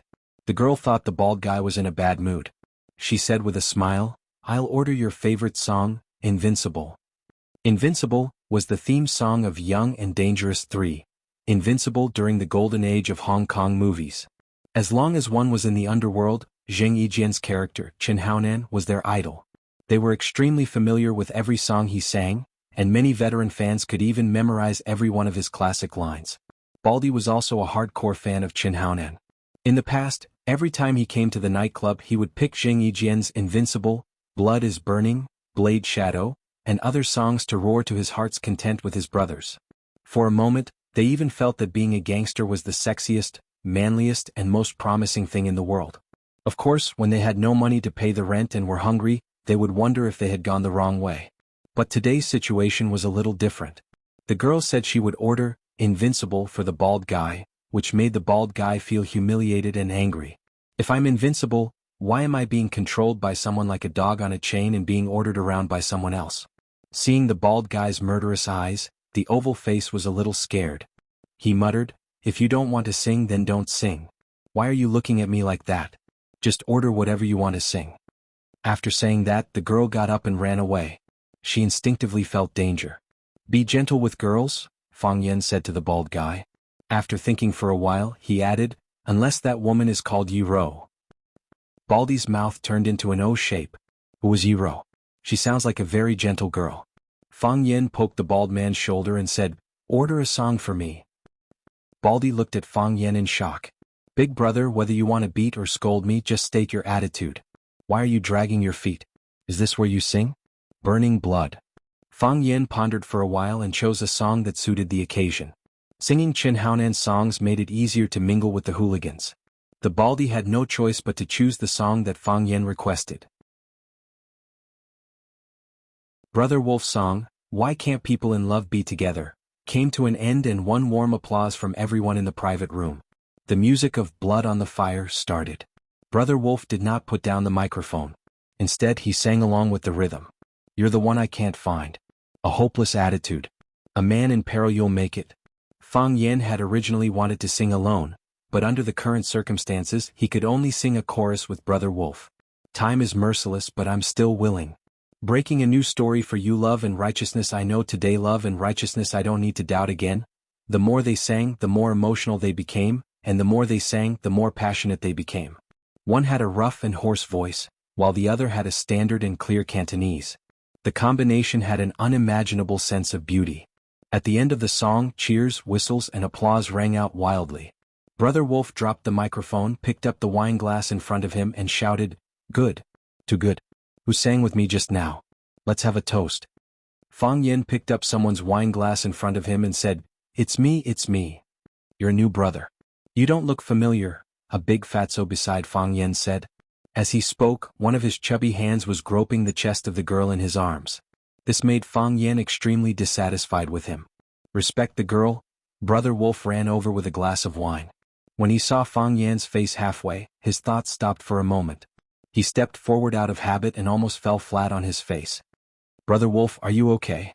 The punk saw that Brother Wolf almost fell and rushed over to help him. Brother Wolf stared at Fang Yen fiercely and shouted, Fang Yen, it's me. Fang Yen waved happily. Baldy looked at Fang Yen as if he was looking at an idiot. What was this guy trying to do? The punks standing beside Brother Wolf were also stunned. When did the enemy break into their team? Why are you here? Brother Wolf stared fiercely at Baldy, who was sitting next to Fang Yen, and asked fiercely. Fang Yen pointed to Baldy and said, Brother Baldy brought me here. We went to the hospital together to see Blondie. He said Brother Wolf was singing here, so he invited me to come and play. Baldy? Brother Wolf gritted his teeth and called out Baldy's nickname. If looks could kill, Baldy's bald head would have burst open and fallen to the ground. Brother Wolf, I didn't invite him. Baldy was anxious and hurriedly explained. If the boss misunderstood, how would he be able to survive in the underworld in the future? He followed me. He followed me to the hospital and then here. I didn't say Brother Wolf was singing here and I didn't invite him. It doesn't matter how you came. Fang Yen waved his hand generously and said, the key is that we hit it off. Come, Brother Wolf, let me give you a toast to the song Blood is Burning. 1,000 songs are not enough when we meet. Let's sing a few more in a while. From tonight onwards, all the previous grievances will be written off. As soon as Fang Yen lifted his foot, Brother Wolf hurriedly stepped back. He stared at Fang Yen cautiously and said, Fang Yen, I'm warning you, don't mess around, or I'll call the police. Call the police? Fang Yen was so angry that his balls were cramping. Your father is a gangster, okay? You're AF*King gangster, okay? You're black and the police are white. Black and white are incompatible. Your enemies? How can you call the police? In a society governed by law, do you still have professional ethics? Seeing Fang Yan's expression change instantly, Brother Wolf became even more cautious. He stood in the middle of a group of gangsters and shouted, Fang Yen, get out quickly. You're not welcome here. I'm not leaving, Fang Yen said. I won't leave even if you hit me. Unless you tell me that our previous grievances are written off. Fang Yen had come to look for Brother Wolf to solve the problem. The problem had not been solved. Everyone had not shook hands, drank a glass of wine together, smashed the glass and hugged each other. You punch my chest and call me an Iron Man. I punch you and call you a good brother. Then, you punch my stomach and call me a life for a life from now on. I kick your crotch and call you a mother*****. Brother Wolf was about to cry. Only an idiot would hit you. You're a human trap. Do you think we don't know that? Brother Wolf, who is this kid? Brothers ****ck this guy up. Coming to our Master C's place to behave atrociously. I think you don't want to see the sun tomorrow? Brother Wolf, let's call the police. In the private room, there were a few people who saw Fang Yen for the first time. Therefore they did not know how good he was and were prepared to report his name to scare him away or ask their brothers to beat him up. However, the men brought by Brother Wolf who had dealt with Fang Yen before were all in favor of the suggestion of calling the police. If he was not heartbroken, who would step on his dignity? You guys sing, Fang Yen said casually. He waved to Brother Wolf and said, Brother Wolf, come here. Let's have a good talk. Brother Wolf did not move. He was afraid that he would fall into the wolf's mouth again. Fang Yen sneered and said sarcastically, What? The famous Brother Wolf in Jianghu was so daring? I think you should change your nickname. Don't call me Brother Wolf in the future. Brother Mouse is more suitable. You're going too far. Brother Wolf was provoked and shouted with a red face, What do you want to talk about? Why do you want to frame me? Fang Yen asked. He had always been a very frank and straightforward man. I don't know what you're talking about, Brother Wolf denied. Let me give you a lesson, Fang Yen said. I was taken to a bar by my students to sing, and you made a move on my students on the dance floor. Was the first round your fault? As a teacher, of course, I can't watch my students be bullied by hooligans. Don't be angry, aren't you a hooligan? At that time, you were shouting that men are not hooligans and women are not crazy, right? I asked you to apologize, but you didn't want to. Then you challenged me to a duel. I beat you up. You molested my female students and I beat you up. The second round, we're even, right? Brother Wolf did not read much, but he still felt that he had been fooled by Fang Yan. How could things be settled like this? 2 days ago, you brought some people to the gate of Rosefinch Secondary and waited for me. We had a good talk and shook hands.